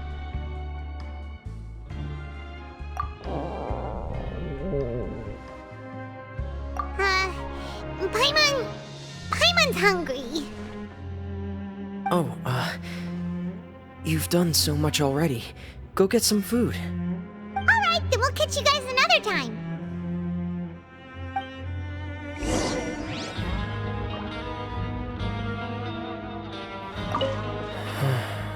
I feel like I should try to become someone more capable of helping. You're incredibly helpful. Lini thinks so too. Yeah, you 2 are always telling me not to push myself, but aren't you just like that as well?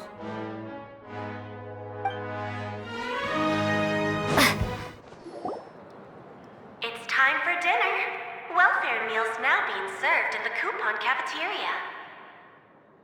Come on, let's go pick up ours as well! Traveler and Paimon, over here! Are you here for dinner too, Miss Sijween? And I'm taking the opportunity to prepare Miss Cloran's dinner as well. Huh. You're right. She's actually sitting in the fortress cafeteria. What would you like to eat? Yep, you can. I've already talked to our chef, Mr. Wolsey. It's all on me today, so you can get whatever you'd like.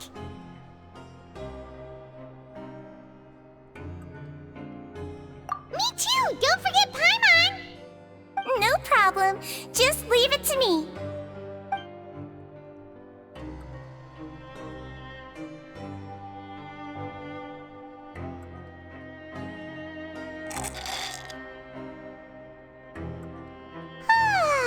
So delicious. Is this how it feels to be freeloaders? Wait a second, we did do plenty of work after all. Feeling full yet? How's the food? Delicious! I'm so glad to see you all so happy. Oh, see the expression on your face just now? The muscle here just moved, which suggests that you're feeling quite relaxed at the moment. Sijween, do you do this to help your patients or to better understand human beings? A bit of both, I suppose. I'm a melazine, which means I'm very different from human beings. I must know what you're thinking if I want to take good care of you. You're really good at taking care of people. Even though you're so short, you still talk and act like an older sister. Really? You're reminded of an older sister? That's great to hear. Oh, and what did you mean back in Risley's office? When you said that you were protecting Lini and his siblings as well? Oh, that. I just asked His Grace to look out for those children, especially that diver boy. I was getting a bit worried after hearing that something was wrong with the water. Thankfully, Cloran is very strong and managed to save him in the nick of time. His Grace also sealed the pipes after Cloran left, to make sure that Lini wouldn't impulsively chase after his brother. Although the path was blocked, we still stationed some guards there to stop anyone from approaching. They were instructed to only open the door once Miss Cloran had returned. Oh, and I was keeping an eye on Mr. Lini as well. We had to press him, but we couldn't allow him to be in any real danger. You were all super considerate and really thought everything through. It's just what we do down here at the fortress. At least this has been His Grace's style for as long as he's been the leader. Oh, I really wish Monsieur Nёvilleta would come down here more often too. I feel like he'd like it here, with all the darkness and chaos.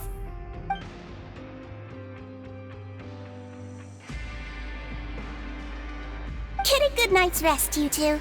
You both worked very hard. Oh, so much has happened. Paimon just feels absolutely exhausted now that she's finally relaxed. Paimon's super sleepy. Are you sleepy too?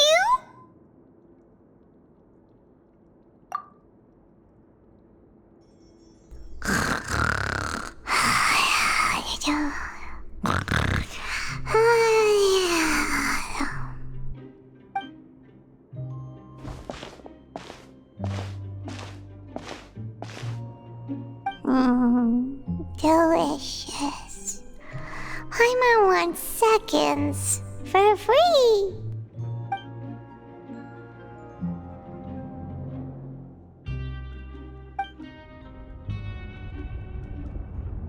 Out of my way!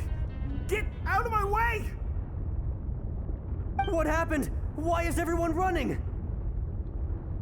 No idea, but something must have happened. Stop asking!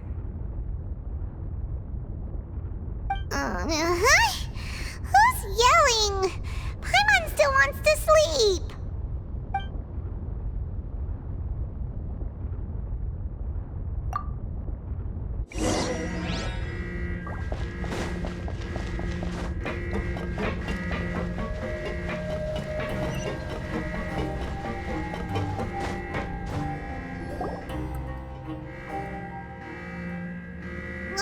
happened? Why is everyone running around? Hey, what are you doing? No time to explain, mate. Goodbye. Hey, wait! What's wrong with these people? They won't even talk to us. They're here! There you are! Oh, thank goodness! Cristo and Lavaroon, do you know what happened here? We came here especially to inform you. Something seems to have gone terribly wrong just now. His Grace is telling everyone to evacuate and get out of here. Lavaroon was saying you two are new here and you don't have many friends, so you might slip through the cracks. Haven't you heard all the stories like that?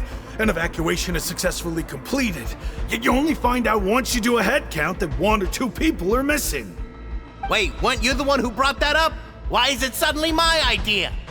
Hey, shut up! Okay, whatever. The point is, you should come with us. Yeah, he said to get as far away as possible, upwards and outwards.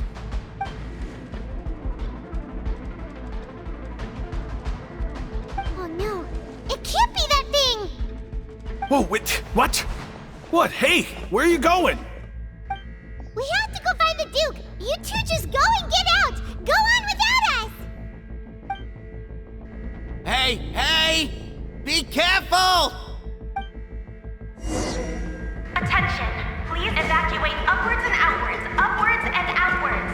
If you're already at the topmost layer, then try to move as far outwards as possible.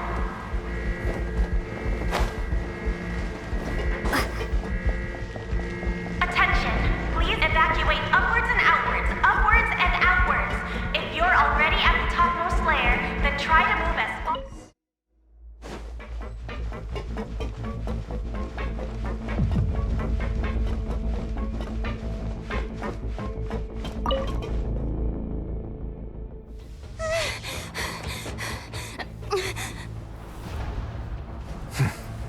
They're here.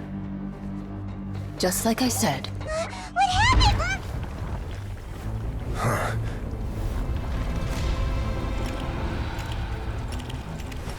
You're just in time. But be ready to run.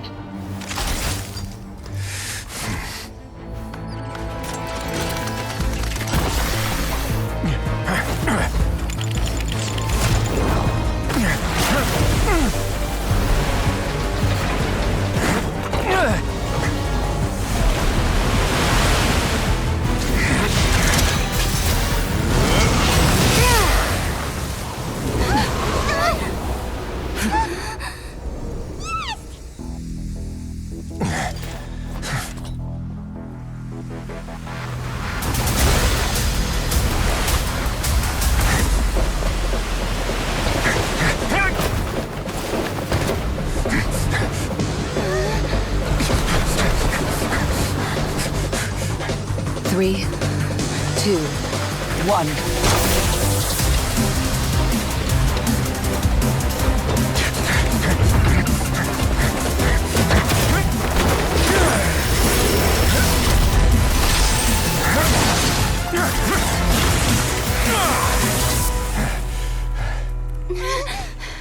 This won't hold it for long.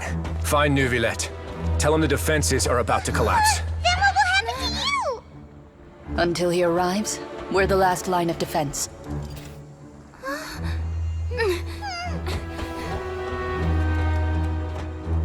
The gate. How long do you think it'll hold? That depends on us.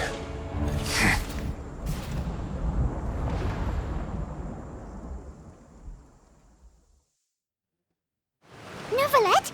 Why are you here? Traveler, I need you to head to the Opera House immediately. Farina will soon be meeting with the knave there. You must protect Farina, and make sure she doesn't spend too much time alone with her. Will do. You have my sincerest gratitude.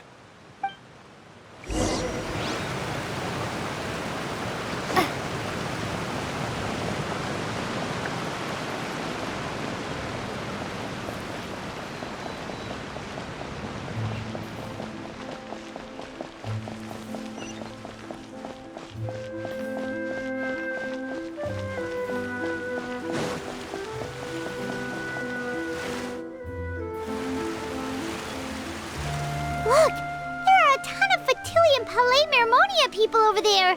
The knave is probably here already. We need to hurry. Are you two the traveler in Paimon? Monsieur Nёvilleta has left instructions. Please follow me. Though I'm sure he's already explained, this should be a mostly cordial conversation, unlikely to give rise to violence. But it would be most appreciated if you could protect Lady Furina to the best of your abilities.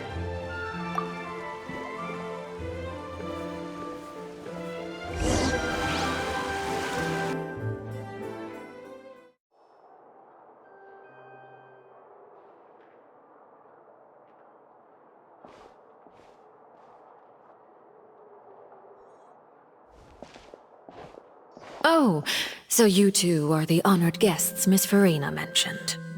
Of course, of course! How could they not attend a meeting such as this? I must always have 2 or more guests at my dessert table. Otherwise, the occasion would be too lonely and unbecoming of my station. It is my pleasure to make your acquaintance, traveler. I have heard much of your accomplishments. I am the Knave, one of the 11 Fatui Harbingers.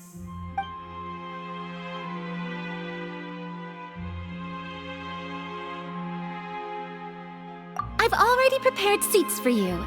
Come, sit beside me. Perhaps you two are unaware of how Miss Furina and I do things. You see, we actually recently agreed to get together for tea when we had the time. See this? This is a limited type of confectionery that Miss Furina simply adores. There are only 16 slices sold every day. Here, why don't you and Paimon have a taste?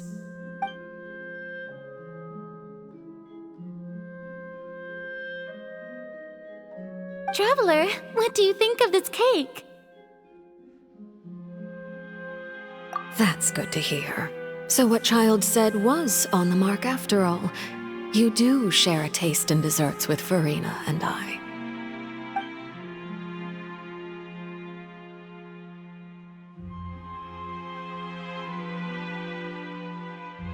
I wonder how he's doing nowadays. You must have heard, right? He's suddenly gone missing. I'm really worried about his safety, you know. Here's to hoping that he's an excellent swimmer.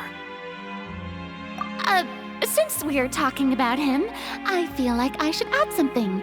His martial prowess really looked certainly pretty impressive, yeah.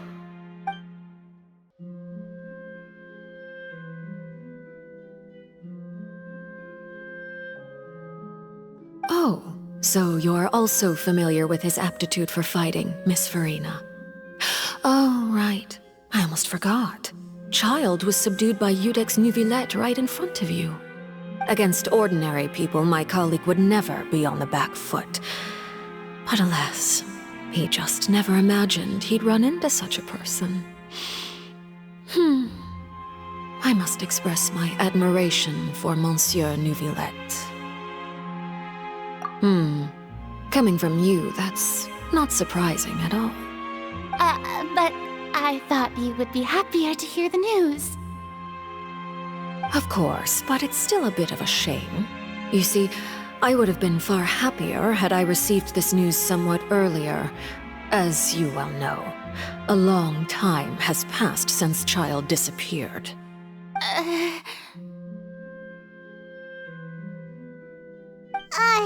Well, in any case, there's no need to worry. We know for sure that Child is still alive. Oh, and just how do you know that? Because we found evidence that proved he left the Fortress of Meripede. And where did he go after leaving the fortress? Well...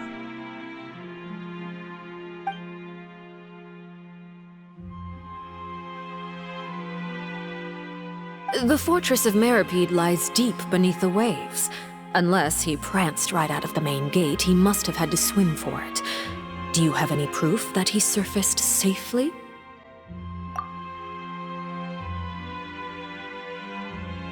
Ah, that is good news at least. His sister Tonya sent a letter to Fontaine not too long ago. Since he was unfortunately unavailable, I picked it up on his behalf. Do you have any idea how he usually writes back to his family? Dear Tonya, your letter made me feel like we were still enjoying our time in Snezhnaya together. I'm currently admiring the scenery on the streets in front of the opera house. Is it something like that?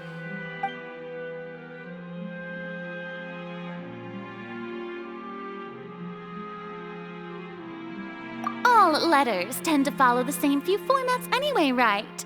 As long as the contents are accurate, it doesn't matter so much how it's written or how it's worded.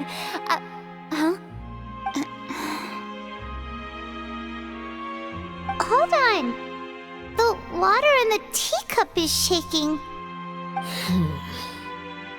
I suppose this is also a sign of things to come, Miss Farina. I don't quite understand what you're trying to say. Have we entered into the next stage of the prophecy?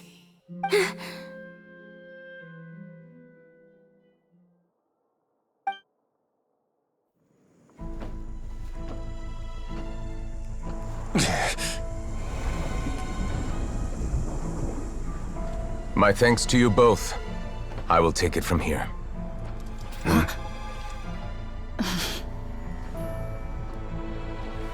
Sure you don't need a hand? Quite sure. Wow. So, what's your secret, huh? Let me guess. Nah, who knows? Maybe it's just your sense of responsibility. Sounds about right.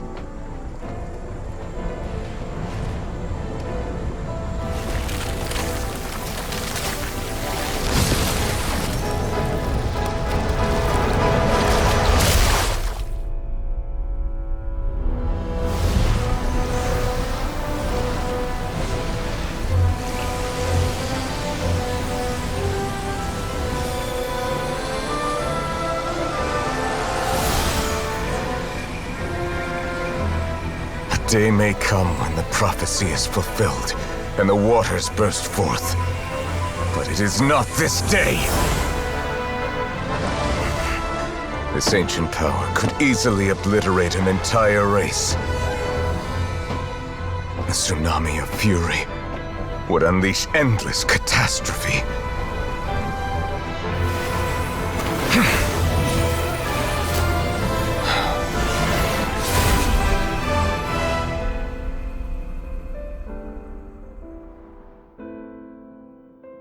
This sentence is too severe.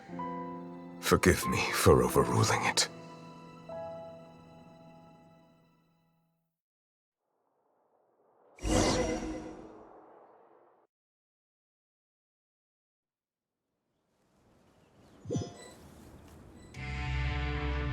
All right.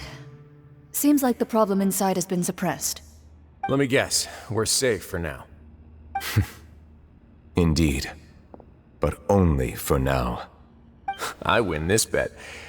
You owe me a present. Very well. It was indeed just as you said. You made a bet?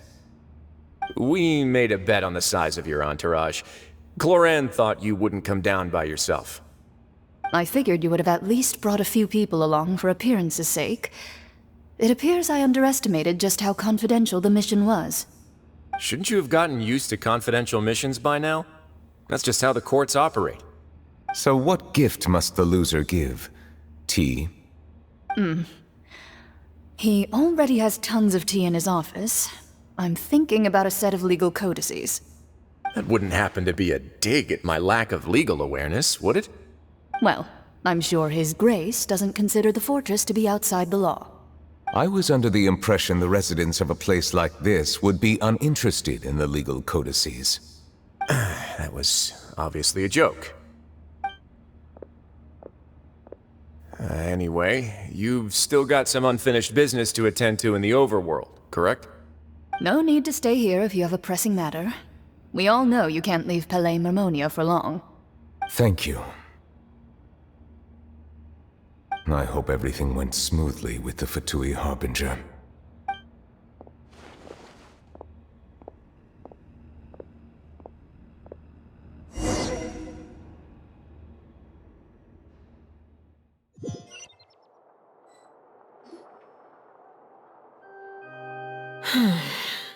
I must say, we've spent long enough playing house.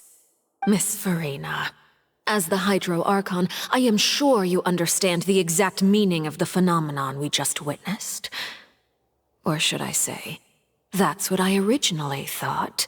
But looking at your expression, was I wrong? And you haven't a clue? What are you trying to say? At this point, I don't think there's any more need to speak as diplomatic representatives. Allow me to speak to you now as just a Fontanian.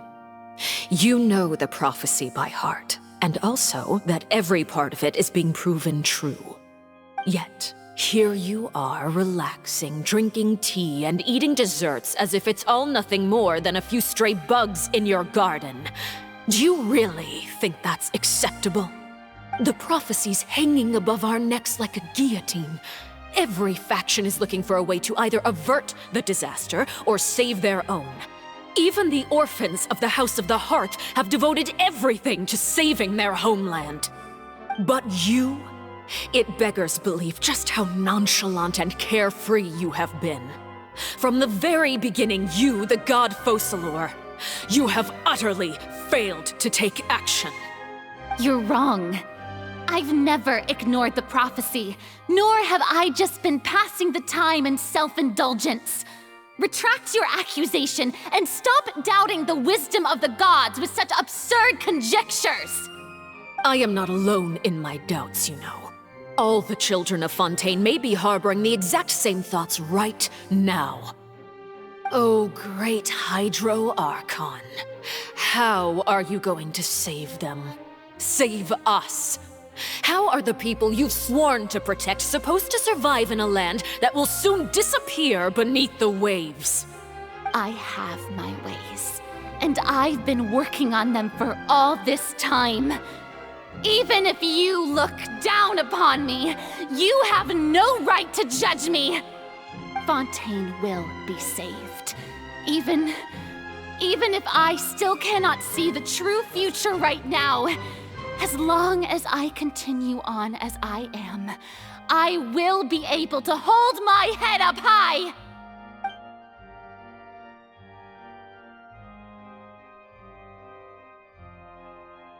Then I ask you, Miss Farina, just what have you been working on? Where can we see it, and what is it doing to help?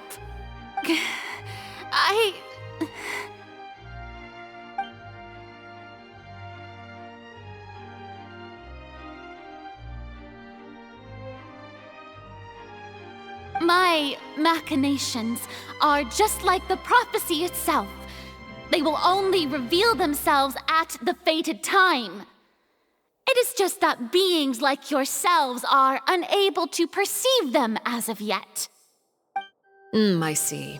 As a god, the proof of your labor always lies beyond prying mortal eyes. Allow me to be so bold as to ask another way. Would it be possible for you to tell us the parts of your plan that are not confidential? Such as your emergency response plan for the impending disaster? An emergency response plan? Oh, that look in your eyes. Have you not even prepared one of those? The emergency response plan is also strictly confidential. Then allow me to jog your memory. Miss Farina, what is the purpose of your Oratrice Mécanique d'Analyse Cardinal? And what do you plan to do with the massive amounts of indemnitium that has accumulated over the years? The Oratrice? It's just like it appears to be. So you also have no idea. If I'm not mistaken, someone's using it to prepare for something. But unfortunately, it would seem that someone is not you, Miss Farina. I first caught wind of this when Lini tried to investigate the Oratrice in the Opera House. You see, even just getting close to the core contaminated him with an extremely large amount of indemnitium. But even if that had nothing to do with you, then what could you possibly be working on, oh great Hydro Archon? Oh, right. I almost forgot. Iudex Nёvilleta is not at the tea party with us today. Miss Farina, I suppose you must have ordered him away to take care of some troublesome business. Yeah, yes, that's exactly right. Please keep it a secret for me. Of course I will. Although, I must say, Miss Farina, you seem quite insecure without the Iudex by your side. Oh, very well. Let's stop that conversation here.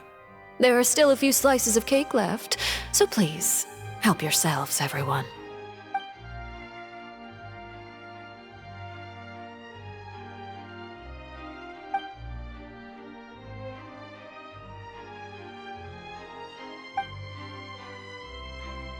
Traveler, I heard that you were recently commissioned to handle a few matters on behalf of the Iudex.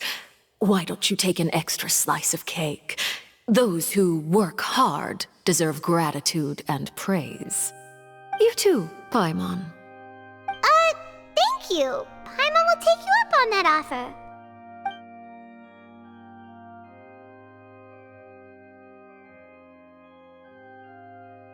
Oh, Paimon's super full. That cake was great.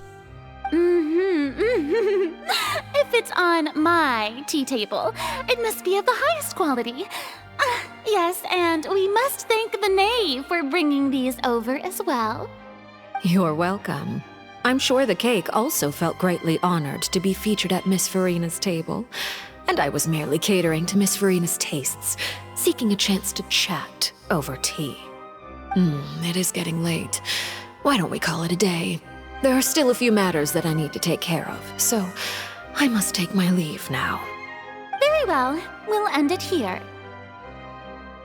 Mind seeing me off, Traveler? We could use the opportunity to discuss Child before I must be on my way. Paimon's coming too!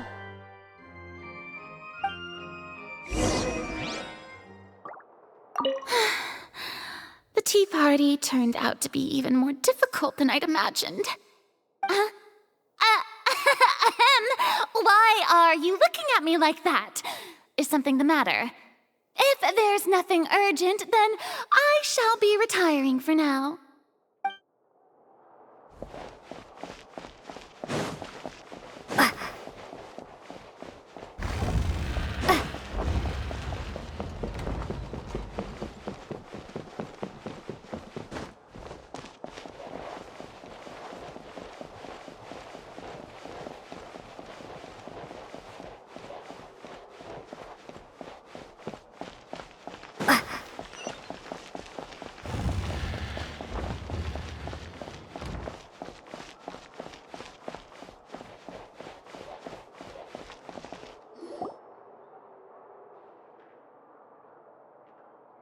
I'm glad that you were willing to come with me.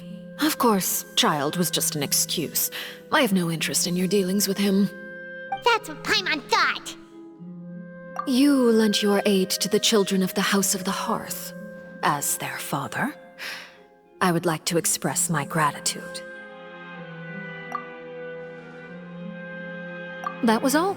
Formal topics should be discussed in formal settings, and informal topics in informal settings. I know you just returned from the fortress of Meripede. Relax. I have no intention of trying to get anything out of you. Lini, Lynette, and Fréminet are still there, and I trust their judgment and abilities. They've all been working very hard and have always done all they can to fight back against anyone who tried to stop them, especially Lini. You mean Wriothesley. He's a tricky one to deal with. It's unfortunate that Lini's so eager to prove himself that he can't learn to rely on others, including me. By the way, and you can just consider this a bit of idle gossip, but what's your impression of Farina? You are outside of our disputes, and the freest person in all of Fontaine, able to move around most easily. Allow me to share my perspective with you. And that's everything that happened during the trial. Master Child was declared guilty and immediately transported to the fortress of Meripede. Didn't he say he was coming here on vacation? Does he not feel an ounce of shame for all the trouble he has caused?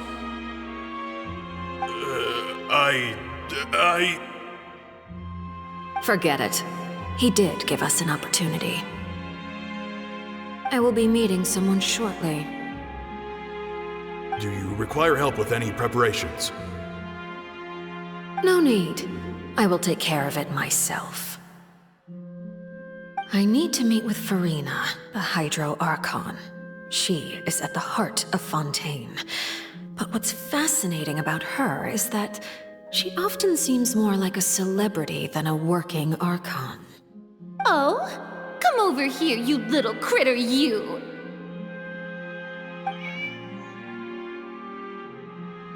You dare to run from me? Stop right this instant! My goal is just to discover the location of the Gnosis. But I didn't expect the chance to approach Furina to be handed to me on a silver platter. This is so easy, it's actually making me a bit suspicious. Anything left unguarded is usually just bait. But no one will blame someone for taking the bait. After all, from the moment it was attached to the hook, the bait is meant to be sacrificed. It's just as I guessed in the second before I struck. The Hydronosis is not currently held by the Archon. In fact, this Archon doesn't seem like a god at all. And I sense that she's under some kind of curse. Who are you? And what are you trying to do? Please don't kill me! I'm begging you, please! The fear in her pupils is genuine, so perhaps she's not bait after all. Either way, targeting her has lost all meaning. I left the scene with ease. Nobody came looking for me, and nobody could serve as a witness to my near assassination of Focalor. I suspect even Furina dares not mention this incident to anyone. Not long after, my informants confirmed what I had guessed. After returning to her quarters, Furina quietly cried alone. She was so scared that she could not sleep that night, nor could she even bring herself to eat her cake. There's no doubt that there's something wrong with her. I began to entertain the possibility that she is not the true Hydro Archon. Perhaps Idet Nœuvillette is actually the genuine article.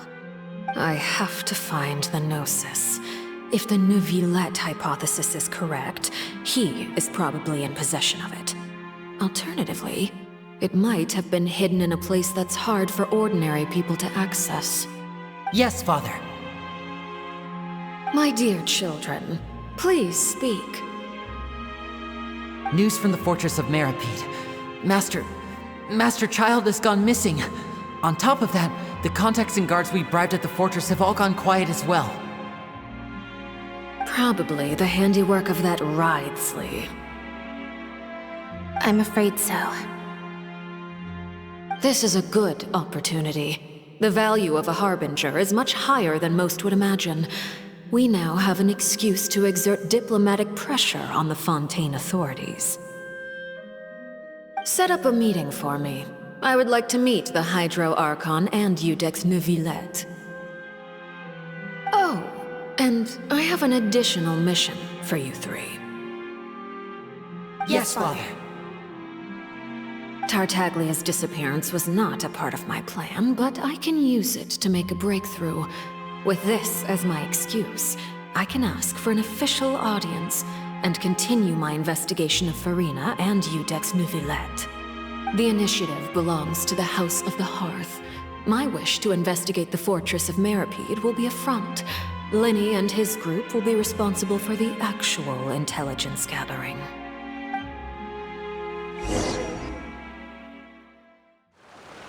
You should know the rest. Lini's group is quite close to you, so they wouldn't have hidden anything from you. You attacked the Hydro Archon? It wouldn't mean anything, even if you shouted it from the rooftops. After all, even Furina herself is still pretending that nothing of that sort ever happened. Alright then. I've now had 2 chances to enjoy tea with Furina. I have to say, the leadership of Fontaine is even more inscrutable than I had imagined. I once surmised that Iudex Nœuvillette must be the Hydro Archon, but now, that doesn't seem right to me either.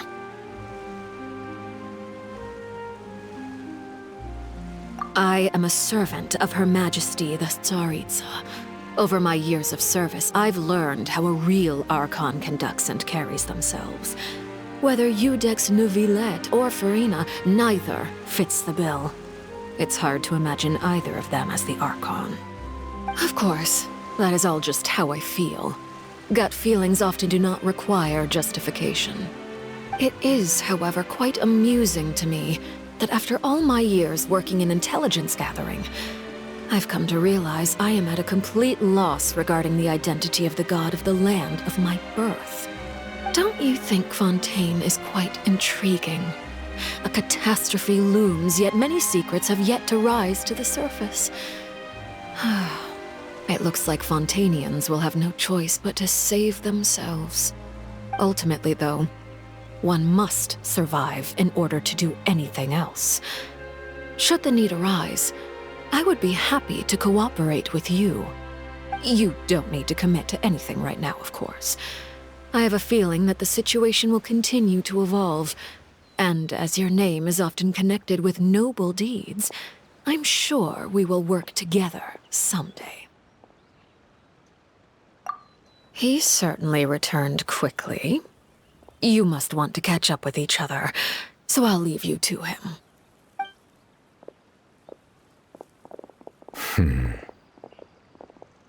Nœuvillette, is it over? For now, yes.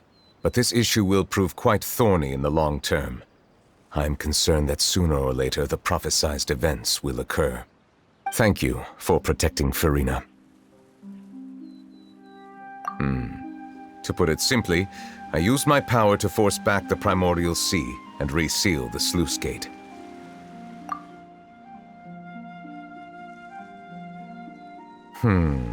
So as expected, the knave has turned up the pressure on Furina. She's trying to feel her out, though I'm still unsure as to her motives. Permission granted. Whoa. It can't be that you're the real Hydro Archon, right? But that's just a speculation on our part, though. You can't tell us? Then that's okay. We can talk about something else. We won't try to force you. You guys in Fontaine are super strange. If by the phrase, you guys, you are referring to Furina and I, then although I'm not sure just what you are trying to imply, I must clarify that I do not share her positions on a multitude of topics. I believe so. The fortress has a long and complex history. It has seen much grief and suffering. And now, another catastrophe will soon be upon us. I mourn this turn of events. Huh? Why is it raining all of a sudden?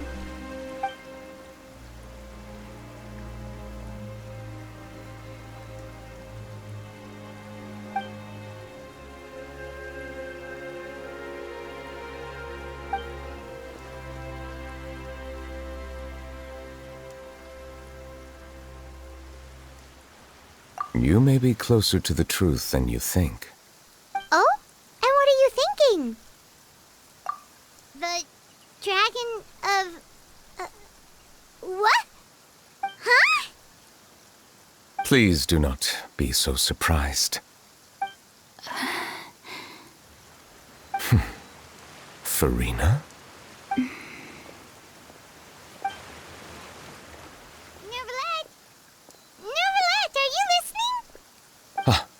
My apologies. We were just guessing randomly. We didn't guess right, did we? You're not actually the dragon sovereign of water, right? Well, if you don't want to confirm or deny... You guessed correctly. I sincerely hope you'll be able to keep this a secret for me. Right, of course. We'll definitely help you keep it a secret. There's still something Paimon wants to ask you, though. Please, go ahead. Well, if you are the Dragon Sovereign of Water, and you were able to force back the primordial sea from the fortress, then since Fontaine's prophecy is all about seawater, couldn't you just use your power to solve the crisis? None of the currently living dragon sovereigns in the world, myself included, possess our full dragonhood. They say that when the first usurper arrived on Tivat, they seized a part of the dragon's power. Today, that stolen power is the basis of the Archon's authorities. There are 7 elemental Archons and 7 matching dragon sovereigns. The dragon sovereign of water who lived through that era perished a long time ago. As their successor, I know far less of that part of our ancient history. In any case, I believe I will not be able to do much unless the Archon disappears and returns their elemental authority to me. Given the status quo, however, I would recommend finding another way to deal with the prophecy. Oh, so even you can't solve it. I still have some urgent matters to attend to at my office. If you have any more questions regarding ancient history, you are welcome to discuss them with me at a later time. Please go right ahead. There's a place that Paimon wants to go too. Traveler, why don't we pay another visit to the Fortress of Meripede? Paimon is a little worried. We'll see you another time. Take care. Courier, Miss Sigewinne told me you still haven't eaten. Yeah, I was working on something, so I forgot. That's no excuse for... Huh? What's you two? Courier, Lurvine, we're back! Hello there. It's been quite the mess here recently. How have you been? And you? Are you still taking the secret passageway from the infirmary to work on the ship? Yep. That is still top secret, though. So don't say a word to anyone. It can be a bit annoying when there are lots of people in the infirmary, but I still prefer taking that route over the one from the Duke's office. I mean, the infirmary does make it easier for you to slack off. Oh yeah? Then why are you also here so much? You two really are just using your jobs as a cover for your relationship, aren't you? Not at all! You guys are back? Quisto! Macaroon! You guys didn't get caught and thrown back down here, right? Huh? No, not at all. And here I thought you'd managed to escape from jail during all the commotion. I'd held you up as legendary jailbreakers, but now you're telling me you just never left? We're sorry, but we just had some business to take care of. All right. There's no need to get caught up in the details. We're just relieved to see you. He was super worried about you, you know. Hey, it wasn't just me. Weren't you super worried as well? Something like that, yeah. I was also transferred to work in the kitchen a few days ago. I can still hear Quisto mumbling to the carrots. Are those two all right? Do you think they made it out alive? Whenever he'd say that, I'd tell him I'm sure they're fine. Wherever they are, they're kicking back with drinks in hand, enjoying the lovely scenery. Hey, there's nothing wrong with worrying about your prison pals, is there? I mean, considering how they always love listening to all my gossip. These two. They sure are a lot warmer and friendlier than when Paimon first met them. Oh, well, if you say so. I'll be watching you to make sure you finish every last bite. Sigewinne! Traveler, Paimon, you're back! Are you still doing all right? Did either of you get hurt? We're fine, but what about you guys? It was such a huge mess. How bad was it? A few people sustained superficial injuries, but that's about the extent of the damage. Monsieur Nёvilleta paid us a visit. It was all thanks to him that we managed to suppress the crisis for the time being. Of course, we must also thank you for the help you provided. How did Nёvilleta know that he was needed here? Well, Miss sure Nёvilleta has strong resonance with the hydro element. When the water level rises, he can feel the waves produced. I ran into the bombshell bros while bandaging the injuries of the wounded. They were mumbling the whole time about how you just ran down without a word. I'm so relieved to see that you're both alright. If you're not too pressed for time, please stay with us a few more days. Just let me know if you get a craving for any particular dish, so I can have Mr. Wolsey get your meals prepared. Oh, and please feel free to visit the infirmary for a break at any time. I'd like to take the opportunity to spend some more time observing your facial muscles as well. Your happy smiles are quite contagious, you know. They're so memorable, and I've missed them immensely while you were gone. Now guess, what suit will this next card be? A bare-teeth cat? Well, well, look who it is. Traveler, Paimon. Hello, everyone. Looks like you're recovering nicely, Fréminé. Mm-hmm. Thanks to everyone's support. Oh, right. I managed to work up the courage to thank Miss Clorand in person. Whoa, how did she react? She told me that it was nothing. It was as if saving a life wasn't a big deal to her at all. She also told me not to worry about it. She didn't want to stress you out, that's all. She's right, and it's best not to dwell on it. Yeah. Okay, but check this out. We went back to the opera house and we met the knave. You met Father? Did she say anything to you?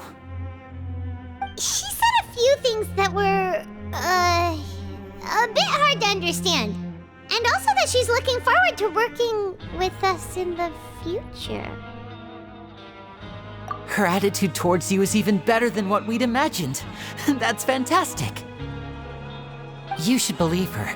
She has her own way of doing things, and she'll do everything in her power to help those she considers close, which now might also include you. Mm-hmm. Father is very capable, and also trustworthy. Oh, Paimon just remembered that she thought Lini was a bit too proud as well. She said that you should learn how to rely on others sometimes. Got it. That does sound like something that Father would say. Hey! Are you going to stay here for the next few days? Looks like it, yeah. Excellent.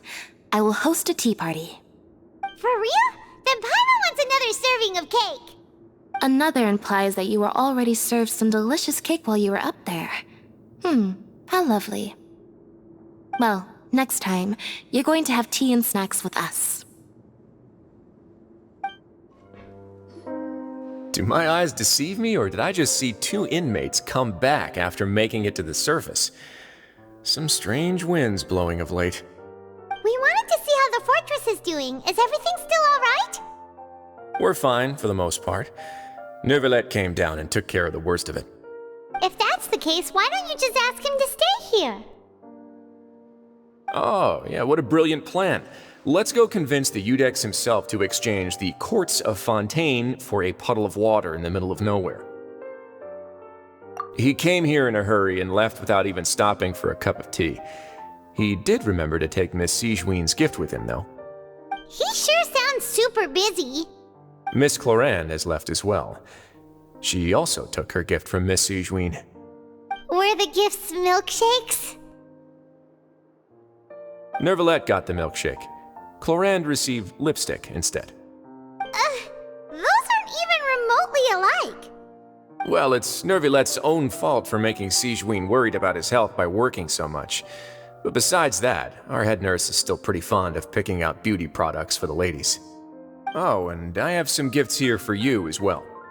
Are these from Sigewinne too?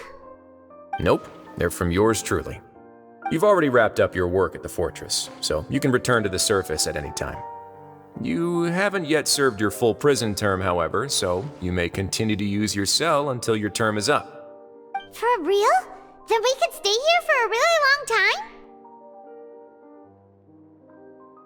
You may access the cafeteria for free. Hooray! Just remember to come complete your paperwork once it's time for your release. We're back in our cell again. We're no longer prisoners, though, so it really doesn't feel the same. Being free sure feels pretty special now. Huh? How did you know? Hey, that's not true! All right. Okay, Paimon just wanted to say that we really are an amazing duo after all. It's like we've now gone to so many places together and become friends with so many people. We've never stopped traveling or stopped meeting new friends. There are so many bad things in the world, and we're just two people, but we've still been solving problems no matter where we go. Isn't that pretty cool? You're counting Paimon today? Aren't you the only adventurer here? Then let's ask Catherine to give Paimon an adventurer handbook as well. Paimon will also be an adventurer from today forward. Just our thoughts making Paimon giddy. Paimon's gonna crash, so you sleep soon too. The last time we fell asleep here, we woke up to a whole mess outside our cell. The primordial seawater nearly rose up. That was so scary. We should be safe now, right? Alright then, good night to you, traveler.